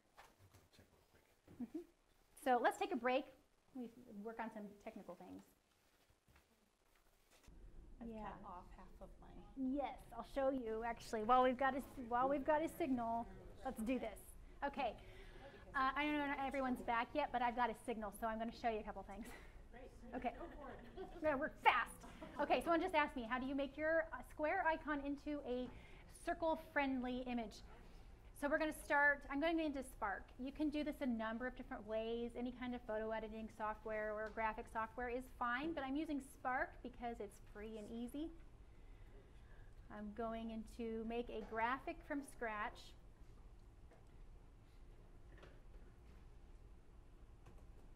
And I made it a square. This is a free app, right? Yeah, free app. It will put a little watermark on it. If you pay, it won't. But the watermark's in the corner. It's not across it. So for something like this, it's not really going to show up because it'll be cropped. So I have faith in this. It's going to work. It gives you some little inspiration while you wait. Okay, so I'm going to make this into a square. I'm going to skip this part. You could put a photo if you want to. I don't recommend it because it's small. So I'm going to skip. And it's going to listen. Okay.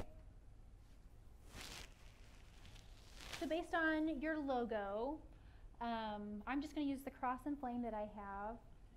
If you've got a colorful logo, just use a white background. So I'm going to change this. Actually, I've got my logos loaded into here. Add logo. I'm just going to see. I've got a cross and flame with a white cross. I don't know. And I've got one with black. So if I'm going to use the white background, I'm going to change this to a dark color. I could do black because that goes well. Or I could do dark blue or gray.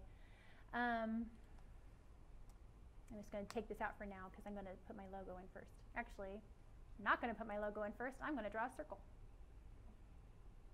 I'm going into icon. And here, you don't draw things, but you can insert icons. But if you can draw, like in Photoshop, you can draw a circle, do that. I typed icon because that's what I said. But I meant to say type in circle. I'm glad to know I'm not the only one. Yeah. I'm doing this all day. So it's going to put a circle there. It's a perfect circle, and I'm going to size it to the square. But I'm not going to keep the circle. Once I've got it all set up, I'm going to delete it, but that just shows me what space I have. So now I'm going to add my logo. So you basically added a frame for you to Yeah, design them. right. Basically, that's what it is. So It just kind of shows It you. doesn't add your logo to the circle. Mhm. It just includes it in that area. Yeah, it just shows me what my boundaries are. Because I'm going to delete that. So I'm going to put in the cross and flame here. It's very easy. And if you got a good internet connection, it's very fast.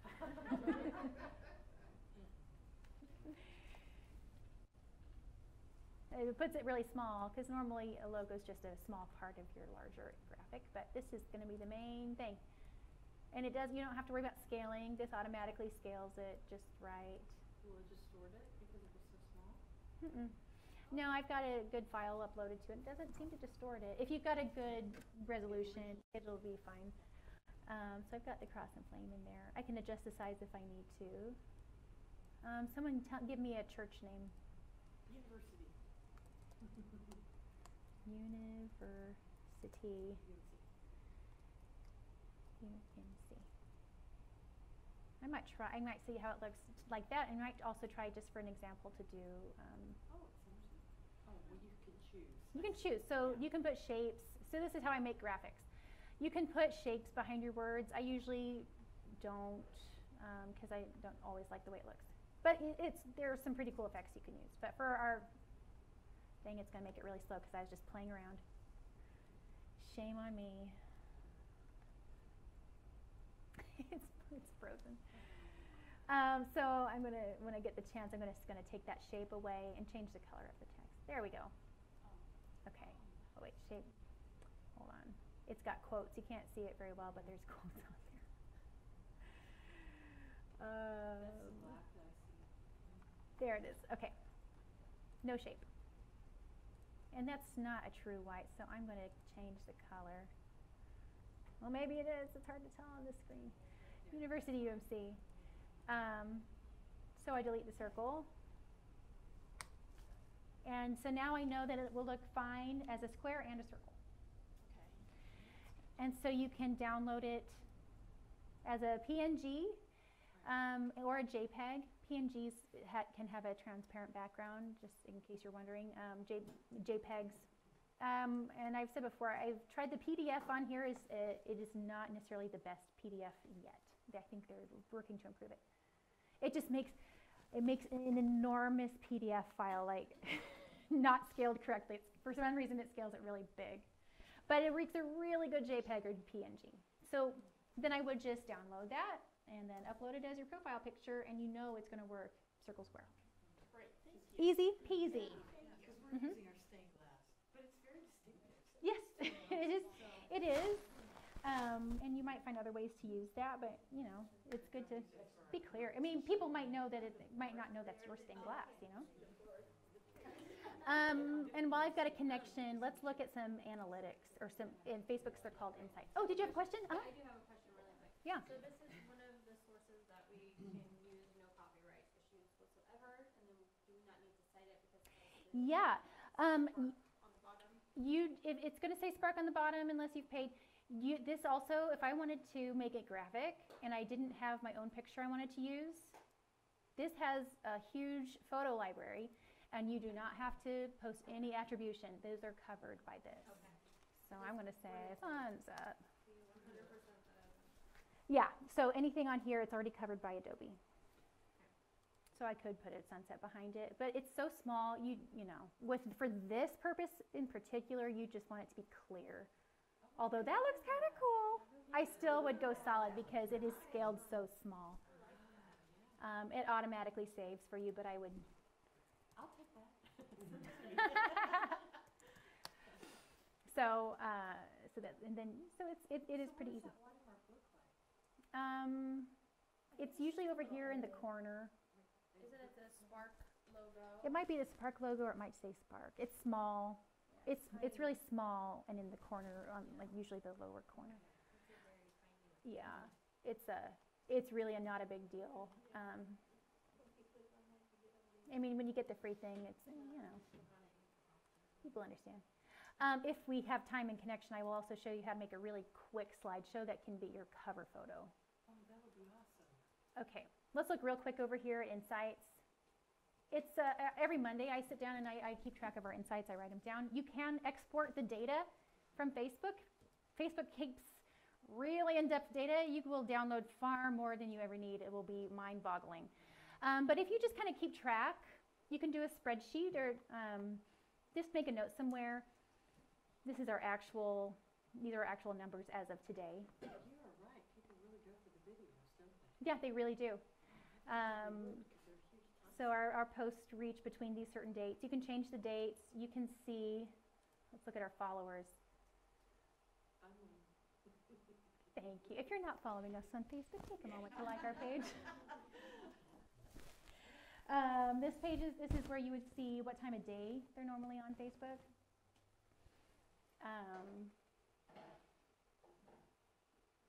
Actions on page, things that people have done. Those are all very helpful. And you can, I just really want this to work.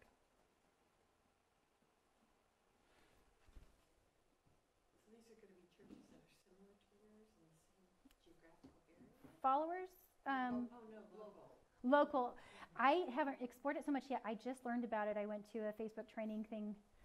If you ever have a chance to go to a Facebook Boost, it's a workshop that Facebook itself puts on to help small businesses. They're just starting to break into nonprofits. They've always said they've ever only done 3 ones for nonprofits, but you can go to one for small businesses and get enough information that it's helpful. I went to one in Papillion, Nebraska recently, where they talked about this local tap, and that was the first time I'd heard about it. And so I went in there the other day, and it says you just ask for local access, and I don't know what's going to happen next. Honestly, I don't know. They said it will be demographic information about the people closest to my business. So it's gonna figure out where you're located right now, and then go around this area to give you something. Yeah, and I think it probably goes by my address. Okay. So, it's something new. So it's given me some parameters here. The conference office is like here, right? Somewhere in here? Where the dot is. Yeah, it's like off the highway. Like, it's really close to, because here's Topeka, and we're like, anyway. We're on the west end of Topeka, so the dot right there. Yeah. But I don't know why it's picking. I mean, I just don't understand. It's picking some for along I-70 for some reason. I'm not really sure why it chose that. Like I said, I haven't had a chance to look through it real closely yet. Was it the one in Papillion, Nebraska that you attended? It is. Because Todd posted about that. Yeah. No, I Oh, posted or that. That's the Great Plains. Mhm. Yeah, because I thought people might find it interesting. They did one in Topeka that was a 2-day event last year. It was awesome. So the top age group in my area is 25 to 34. Who knew? If I were a church, I would be really excited about that. I would get to work. 6 p.m. for posting on Saturday. Busiest times. 6 to 9. Most people on Facebook within the selected radius and date range. So I guess I could probably change my radius. So that's when they're the most active on Facebook. How about that? And mine's 70% female. Yeah, our top follower at the Great Plains is women age 65 plus. Yeah. Which is great. I mean, it's good to know who's following you, and then you can adjust if you want to attract different people, but you're also really appreciative of the people who are active with Does you. Instagram also do this? Instagram's a little slippery about it. Because they're connected to Facebook, Yes, right? they are, and you can post from Instagram to Facebook and the other way around. Instagram insights disappear after a week, and it's worth looking at, but you just have to stay on top of it. Track. Yeah, you have to keep track of it yourself. It will show it to you, like on my phone. I go to our business profile and I click the hamburger over here. And it's got insights. It'll show me how many posts I've done this week as compared to other weeks. Activity, how many actions people have taken on my page, like visiting our profile. The actions on Instagram are different than Facebook. How many people have looked at our website. Time of day people mostly reached our account. How many people have been reached, how many impressions have been made. Same kind of things, but it doesn't retain the data for very long. So if I go in on Monday and I don't do it, I won't get the same exact window that I like to keep track of, and that does happen sometimes. It also shows me about like a whole bunch of people in Winfield follow us. So that's Southwestern College. They're very active on Instagram, so I can see that. The typical age range, gender. This is the time frame that they're mostly online, which is not surprising, 6 to 9 p.m. So if on Instagram, I try not to do more than one post a day, but sometimes seasonally for a short time, I will do 2 posts a day. So then I would aim for the second post I do to be timed with the audience. So that's Instagram analytics are a little more simplified, but of course, you can get as deep as you want if you get through, like Buffer is a system I use. They do our scheduling and they also do some analytics. There's all kinds of things you can do if you want to spend the time on it, but that's good enough information for what most of us want to do. Are there any insights tabs you want to look at before we look at something else? I'll look at this stuff all day. You talked about reach. Let's look at your reach there. Okay, let's look at our reach. Let's see what you're doing. Absolutely. So here's the time frame, August 31st to now, which is it's a 28-day frame, pretty good way to look at it. So this is kind of interesting because I can see, why did it spike? Oh, that was September 11th. So people, they were interacted with the post we did that day. Not a lot of love for whatever we did on September 18th. So I could go back and I could look at, it might have, let's just say Facebook was down that day. Or it could be we didn't post that day. We post most days, but sometimes we don't. Or I could look at that day and look at what we did post and understand, oh, people didn't like that. Or it might not be that they didn't like it or that it just didn't capture their attention. And then we know what not to do. One thing that's weird about Facebook, you can say, well, this post to me is like this post, and one will do just skyrocket, and the other one will have nothing. And then you go, what am I doing wrong? Yeah. And sometimes you can keep track. Like when I write down my analytics, I'll write what our top post was. And that kind of gives me an idea when I go back and look at those numbers. Why did that week do so well and the next week dropped off? And sometimes it's because of the dates people are on vacation in the summer, so it's lower naturally. Or maybe something else happened. Or maybe there's a post that did really well that for some reason we look at what that was. We don't do a lot of advertising as the Great Plains Conference, so our reach is all organic. But any workshop you go to is going to tell you there's no such thing as organic reach. And that might be true for the most part, but that's all we rely on at the Great Plains. It's a good idea to put a little money behind your ads if you want to reach a few more. But it would compare the paid to organic there if you did that. Now, if you have a post that was only 96, would you change the time maybe? Yeah, I might, and maybe if it were not a thing tied to that date, I might repost it and adjust it and see if it did better. There's a lot of trial and error sometimes, and that's okay. For some reason, we don't get a whole lot of people who actually comment on our posts. I look at other conferences, and I think it's a cultural difference. I look at what Arkansas is doing. I know you just came from Arkansas. Anything they post, they get 100 people who just comment amen. And people don't do that in the Great Plains. I don't know why. I think that's just a difference between our states. People just or they'll tell me in person. I'll ask a question on Facebook and they'll tell me in person, or they'll tell me they liked it. But I don't get as many people who actually do it on the platform. And I think it's just people who are different. I don't know. I really don't know why. Like that gets an amen, really? Lots of amen? Okay. It's kind of bizarre. Pastor can post something and he'll ask for something. And we'll get a ton of people liking it, but nobody ever makes a comment. Yeah. And it's like, they Mhm. comment? Well, some churches try just to build the culture of commenting. So you can ask lighthearted questions sometimes. What movies are you going to see this weekend? And some people might be more inclined to answer a question like that and interact with it, like their comments or respond to them.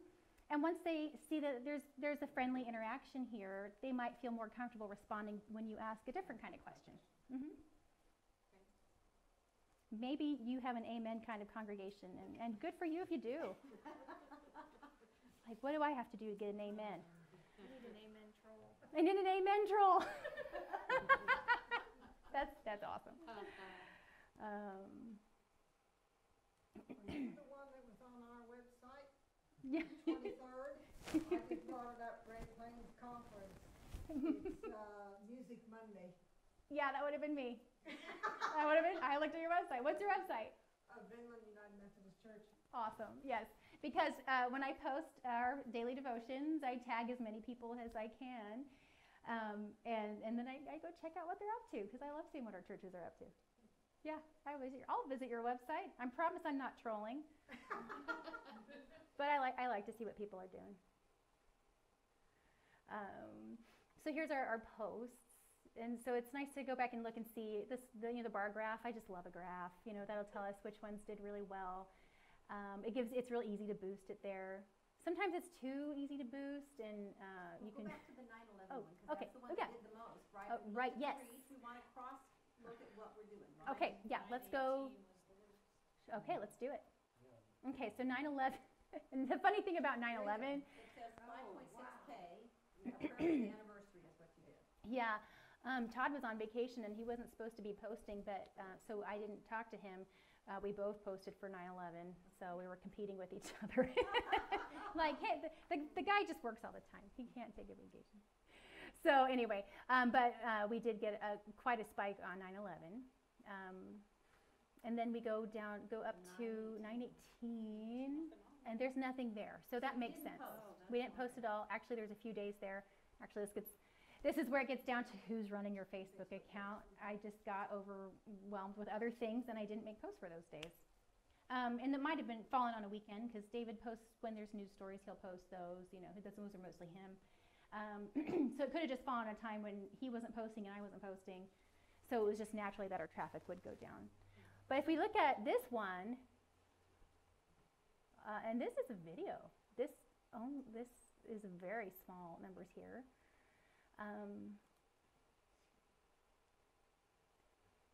But the daily devotion post to the Facebook page, so wouldn't that show up?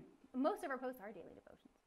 So here's a daily devotion. I tried making it out of a video I took at, actually this is at the Papillion Facebook booth. It was at a berry farm. It was in a cool place. So I took some pictures and videos to use later. And so I just thought, well, what if I put our scripture in front of a video instead? And it always makes sense without sound and with sound, because a lot of people just scroll through and never use the sound. So I put the scripture on the video, and it was surprising. It got much less interaction and love than any other kind of post I've done. So I'm not really sure how to read that. About 15 seconds. They say 3 minutes. Well, Facebook is 3 minutes, but Instagram's short. So, and I don't have a lot of time to create different kinds of content for different platforms, so I see what works best on each one. Most things I optimize for Instagram because we're trying the hardest to grow there. Do you cross-post? I do cross-post. A lot of our things get cross-posted. Our 3 platforms don't look exactly the same. I don't put everything that I put on our Facebook page into our Instagram. I'm trying to tailor that more to our younger demographics. It's a gradual process, but it's starting to work. Twitter, I'll put more news, especially if there's articles I want to share from other news sources. I'll post a little bit more of that on Twitter.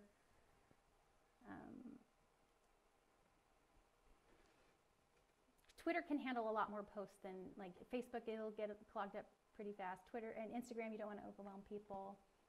So for some reason, and it could be people just weren't looking at our, actually, and I know what that is. Because it was a video and it's scheduled differently, I wasn't able to tag people in it that day. And it could be, the problem really was that I didn't tag the people, and normally I tag 4 or 5 people in a post. And so anybody, so any, you know, people who know them might see that. You know, their churches are tagged, their churches might see it. So that could explain that, or it could just be that people didn't like my video. And that's okay too. You know, I create a different piece of content for every single day, and I know not everything's going to work.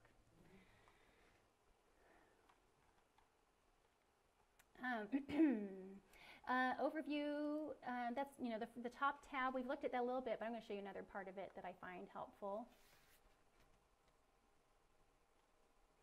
It shows you your top 5 posts, and I have listed other pages I'm watching. Oklahoma, Iowa, Arkansas conferences, the nearby conferences. Also, of course, Church of the Resurrection, the denomination. Those are helpful pages to watch. But to see what other conferences are doing, I'll see what's going on with them. And if I click on, say, Arkansas, it'll show me what their top post from the week is. So I think, oh, well, if that works for them, maybe I should try something like that, you know? Facebook will actually, you can see the post. Yeah, it'll pop up here in a minute. Yeah, I've got a friend who works for the Discovery Center in Topeka. She does their social media. And she's like, the zoo's always got cute baby animals. How can I compete with that? That's their top post every week.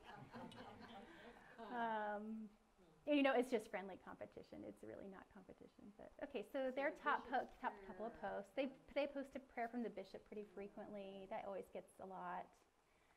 And a couple different prayers. And they maybe a little excerpt, a few sentences their bishop wrote. And we all have different kinds of content, you know. We do different things. I don't think any other conference is doing daily devotions like we are, but we're not doing a daily prayer like their bishop is. So. Yeah, it's a lot. I know a few people on their team. I'm kind of thinking maybe I'll ask them how that works, if they plan ahead or if the bishop just does it himself every day. Let's see what Oklahoma did. They're a bit of a smaller shop. We've really got a good sized communication team compared to other conferences. I'm grateful I get to work with them. So they've got a church celebrating their 110th anniversary, and what a beautiful picture. How cool. And they've got some information about that. But see, they got 6 shares, and that's their top post. They just have a little bit of it. Your communities are different. So you can compare, and you're like, that was a good idea for a post. And it worked well for them. It might work well for us. You just kind of have to look at different angles of it. I could add more if I wanted to. So anything else you want to look at over here?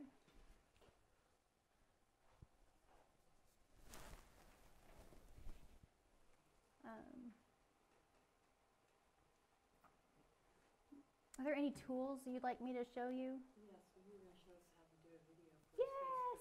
Yeah, okay, so that's right. Spark is the one I use, but there's others. There's lots of free software out there you can use. Our cover photo is a video. I think it has to be a minimum of 20 seconds long on Facebook. Mm-hmm. You know, and I haven't even gotten into IGTV. If you ever want to talk about that, I'm kind of exploring that too. And Instagram has its own video platform. Yeah, it's been really interesting watching them. I watch so many things on there. I get sucked in. Okay, so here's just for example. Here's ours. So you go into publishing tools. You just go in there like you're going to change your cover photo. Okay. You can add several cover photos and have them scroll through. Yeah, that's what I wanted to do. But you actually have to take action and scroll them yourself. You can make ads that automatically like do a carousel, but for your cover photo, you actually have to make it. As far as I know, and this might have changed, you have to make it in another platform. But has anyone made a slideshow for their cover photo in Facebook natively? I don't think you can do that, but they might have changed that. Okay, so I'm starting fresh. Actually, first, I'm going to gather the photos I want. I'm going to go into Flickr or Flickr gallery real quick. Just going to download like the first 3 pictures I see. Maybe not the first 3. I'm going to pick out some pretty ones.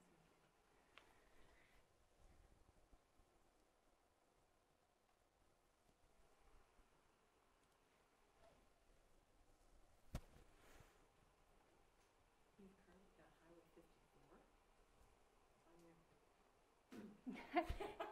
This is some picture we've got in there. Yeah. I'm going to go into scenes from the Great Plains.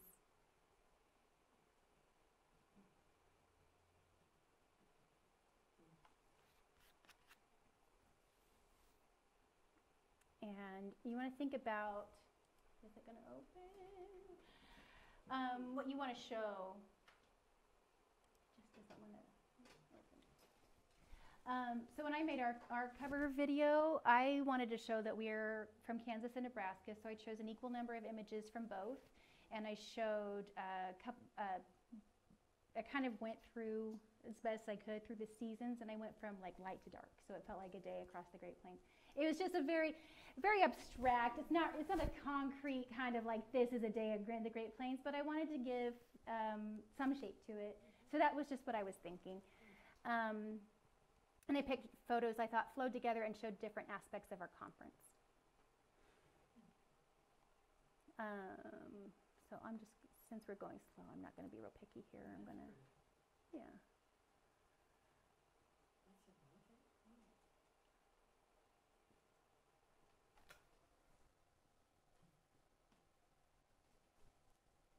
Yeah, Todd takes most of these pictures because he drives around from place to place a lot, and so he takes his camera and gets some really good shots. He actually goes to all of our kids' sporting events and he photographs all of it. Oh, he's a good guy. And then David takes our news pictures, and so we have a good time mixing those up too. Come on, let me download this picture.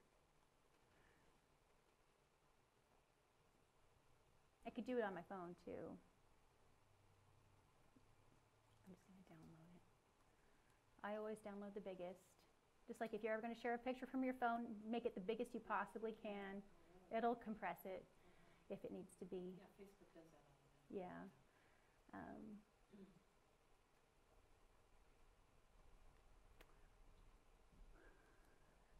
I'm trying to get 4 pictures here. I'm not even seeing which ones are going.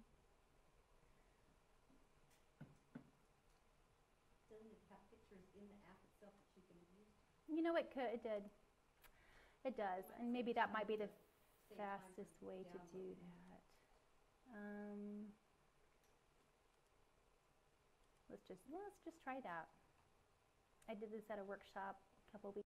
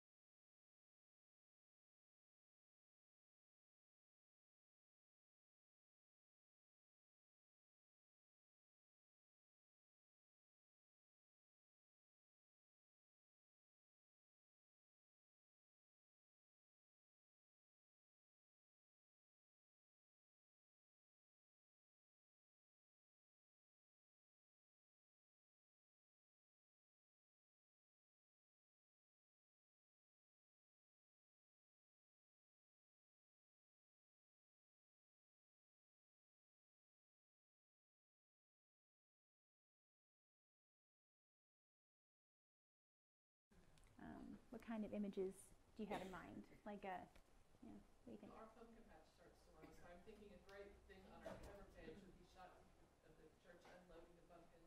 Yes, that would be awesome. You could, and then like a week from now, if you got a couple pictures of cute kids with them or people. Oh, and churches are so great to get pictures of intergenerational stuff. So if you've got people working with kids on pumpkins, that just would show so much. And pumpkins are so fun to look at anyway. So I think that's a really great idea.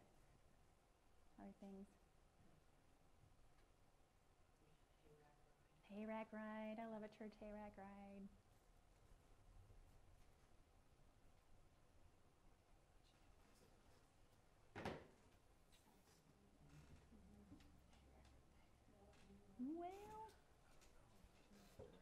Well, I promise it's quick and easy. So you will line up all your pictures. You can put a title on it if you want, and it also gives you free music clips. You can upload clips if you have them. Not everyone will listen to it with this. I mean, they won't all watch it with the sound on. Probably people will see your page, they'll see the pictures moving, and that's about it. So pick one you like, but then it doesn't have. Just know that not everyone's going to listen to it.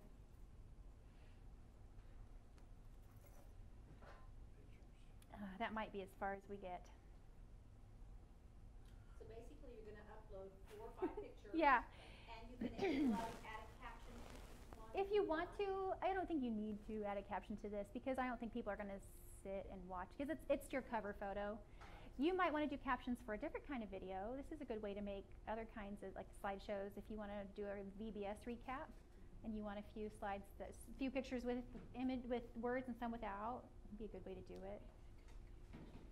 On your phone, there's some apps that I use every once in a while. Which ones? I think Quick. I've made videos with Spark. I've made videos with an app called Quick. It's a free app. It does. They leave a brand on it, but you can pay for it. So there's a lot of options for you. I think the computer's very tired right now. We'll see. Okay, so you're taking 4 to 5 pictures, Mhm. you're uploading them to Yeah, you will kind of upload them one at a time. It'll have like a little plus sign. Add a picture one at a time. The picture will come up when you click on it. There will be kind of a frame, and it'll have. I think it defaults to 2 or 3 seconds. And if you click on that, you can change the number, like toggle it to be a little bit longer. And you can rearrange them. You can watch it play from the beginning and see if you like the way they flow together. It gives you different templates. They kind of go by moods, like cool, bubbly, whatever the moods are. And so you can just select that one, and it puts them kind of in an order, and different kind. It puts transitions in there for you. I think simple's better. You don't. You can run the risk of too many crazy things going on. But since these are templates, they actually are pretty good as they are. So it creates a video, then you download the video and then upload it to Facebook Yep. as the cover. You download it Okay. as a video file and upload it to your cover. Yeah, it's really. It's not as hard as it might seem. I can't prove it, but it is. Yeah, it is. It's like, how you're setting yourself apart. Anything you want to bring up while we're seeing if this is going to work? Anything you want to talk about? Actually, as you look across the calendar, do you have ideas of when you might want? Like, are you looking ahead and thinking, this is when I'm going to start a social media push for something? Has anyone tried a social media campaign that they want to share about? I took advantage of the grant for social media and Yes. social pilot posting. Tell us about that. There are grants for church communications, and they're pretty generous. Yeah, actually, it was really nice. It was it's been right out a year. I had read something on, I get the emails and they had said something about a social media grant, and I was trying to increase the following on our Facebook page and try something different. Yeah. Because I'm the only one that posts to Facebook, so it's nice to have somebody else do it on a regular basis. And the grant was for a company called Burlap Media, and they post to my page for me 3 to 4 times a week.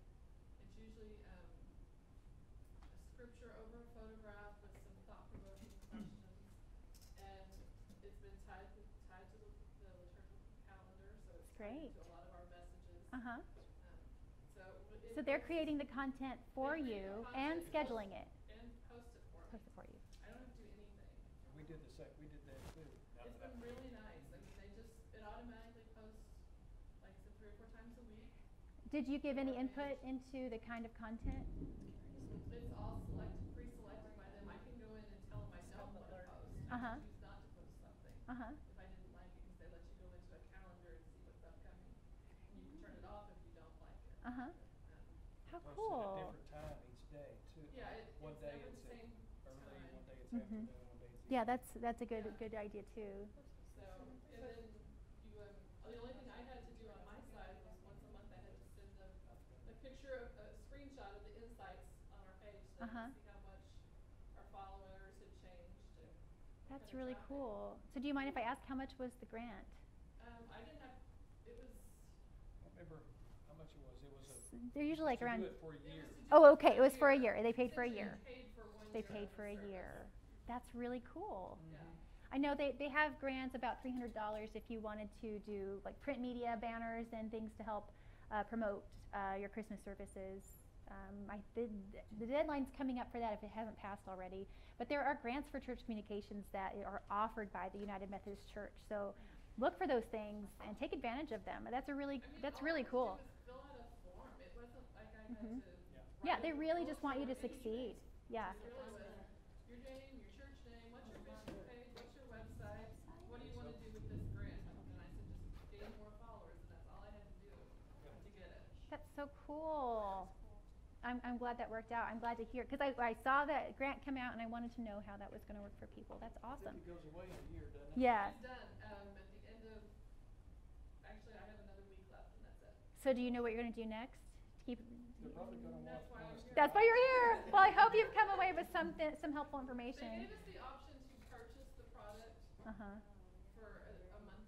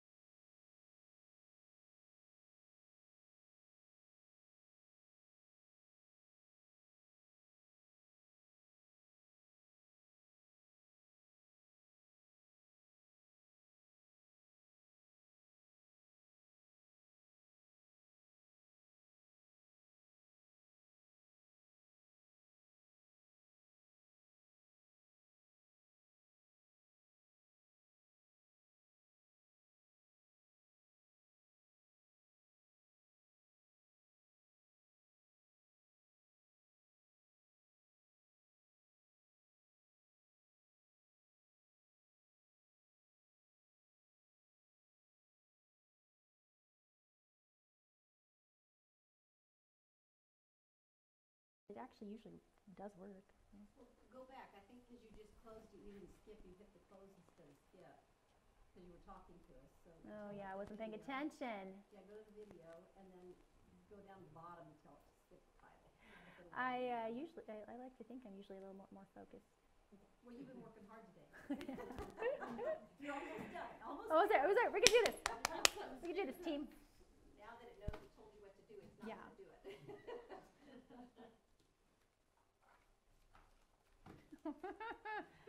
Doom. Here, Okay, the skip, at the bottom, the red skip. Try that. Okay, and I always skip this too. If you want to, this will give you something to build off of, but I like to do my own. Because those usually don't fit what I'm trying to do anyway. It's gonna work. Yeah.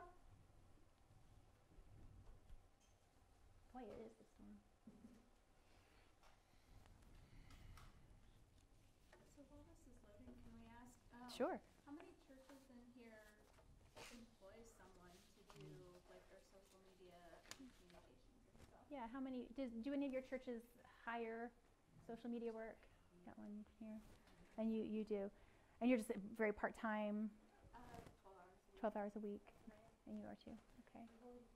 Yeah, I did 12 hours, 10 hours a week to do half the bulletin and the slides and everything. Yeah. Yeah. At Topeka, I was 20 hours a week to do all publications. So it's, but and this, it's great when you can get volunteers to do this stuff. The problem with volunteers is they only want to do what they already know. Yeah. They don't want to learn beyond that to grow and keep things expanding. Right. Which is my difficulty. Mhm. I don't know how to encourage them enough to make them want to reach beyond where they're at. Plus, I don't think you have an accountability. Bad connection. Yeah. Okay. Our Yeah. That's office part of it. administrator just retired, and so we're thinking. It's gonna play with my emotions. Person instead of the church secretary. I don't think it's gonna work. Yeah, yeah. I know our churches are working on tight budgets, and a lot of times we do run on volunteers. The natural go-to for a lot of times is the youth, and I love giving youth meaningful involvement in the church. The thing is, they don't always want to do it, and also they're really busy, and they're moving on. You know, they will move on eventually. So it's a good idea to rope them into your team. Just make sure it's part of a team and not you're totally relying on this poor kid who's also got schoolwork and everything else going on.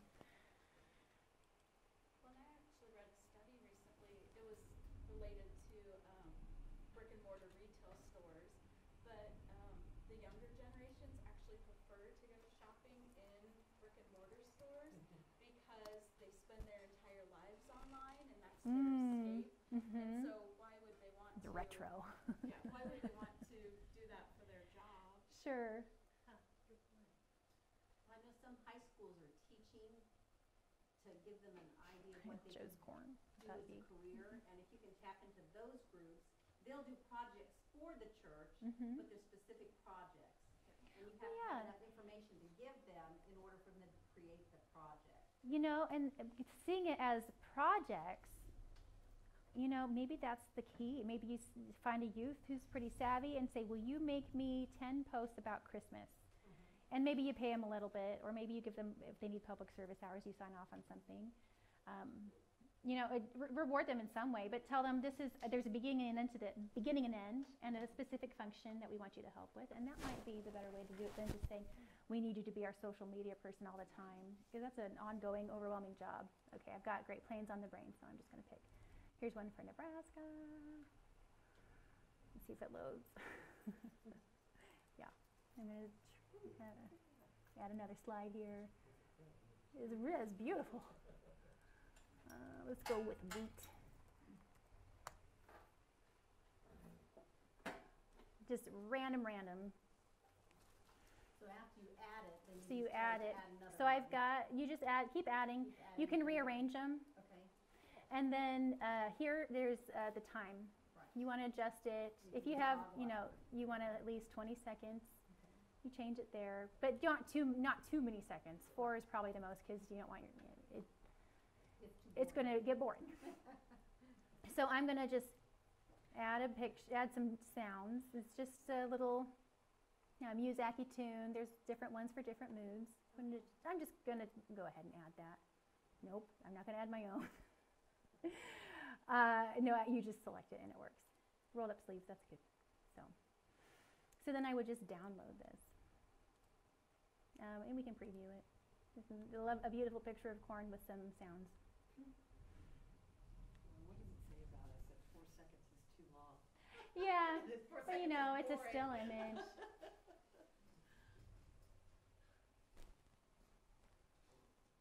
It's because changing images capture like they're moving. So we're just drawn to things that move. So we'll see. We'll see if we can get our two sides to do anything. I am gonna blame it on the rain. Blame it on the rain. So anyway. Now the thing to know about this is you want the main part of the picture to be in the middle. It scales it for a widescreen. And there it is. Are you not inspired? So, and if you could hear it, it's playing harp music. So you can it automatically, if you've loaded up a logo and made a branded thing, that might be part of the paid service, it'll put it in there for you. That said Great Plains at the bottom. Yeah, it loaded our logo because I've got one programmed into our account. It's a really nice song. Oh, it's playing a different song now. It's just making the computer run slow, so I'm going to turn it off. The Facebook cover is a little different scale. So if you keep the bulk of your image toward the middle, like you might have to adjust, it's going to cut off the edges. So just keep that in mind when you put your images in. It's going to cut off the edges. So that's, you can see ours. Cut off Jesus' head. Cut off Jesus' head, and it does With the scroll. resurrection window. Well, let's defeat that. Yeah. Feel fresh from harvest. That's a river by Leavenworth. Turbines. So that's that. It's a nice little effective tool. Will hopefully get you a little bit more attention than just a still image. Oh, and then you close it with the logo? Yeah, I put the last slide as the logo. Last slide. And I have it set so that it just rolls continuously. Okay. So roll continuous.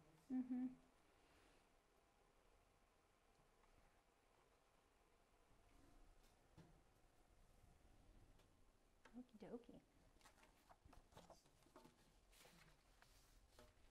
So what I really hope you come away with is planning ahead. That's the key to so many things, but I've given you some ideas here, how to plan your time, decide what kind of posts you're going to do at least to start, and when they're going to happen. Get people in the rhythm of checking your page.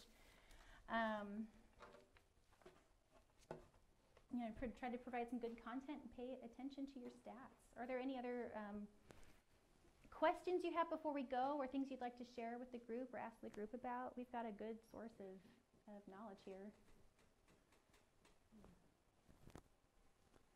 Yes? I noticed you use the music on that Adobe Spark, Mm-hmm. but are there any sites where you go to get music for videos? Actually, Eugenio back there could probably answer that question. Where do you get, I don't usually make videos, but where would you get music to put on it behind a video? We have a website, a royalty free that we subscribe to. It's called, music, FirstCom, yeah. There's many places. The one that I would suggest that is JIT, in terms of production elements, graphics, photos, things like that, is Envato Elements. Yes, Envato Elements. Great They do like a tool. weekly freebie too, I think. Yeah, Or like monthly. $14 a month. Yeah, and It's totally worth it. they've got some subscription things you can buy and the occasional freebie. With the amount of videos I make, I just use from the library they provide. But back there makes a lot of videos. So that's a good resource. Maybe I should add that to a slide for the next group. Okay, well that's all I have for you, unless there's more you'd like to talk about. Oh, you're too kind.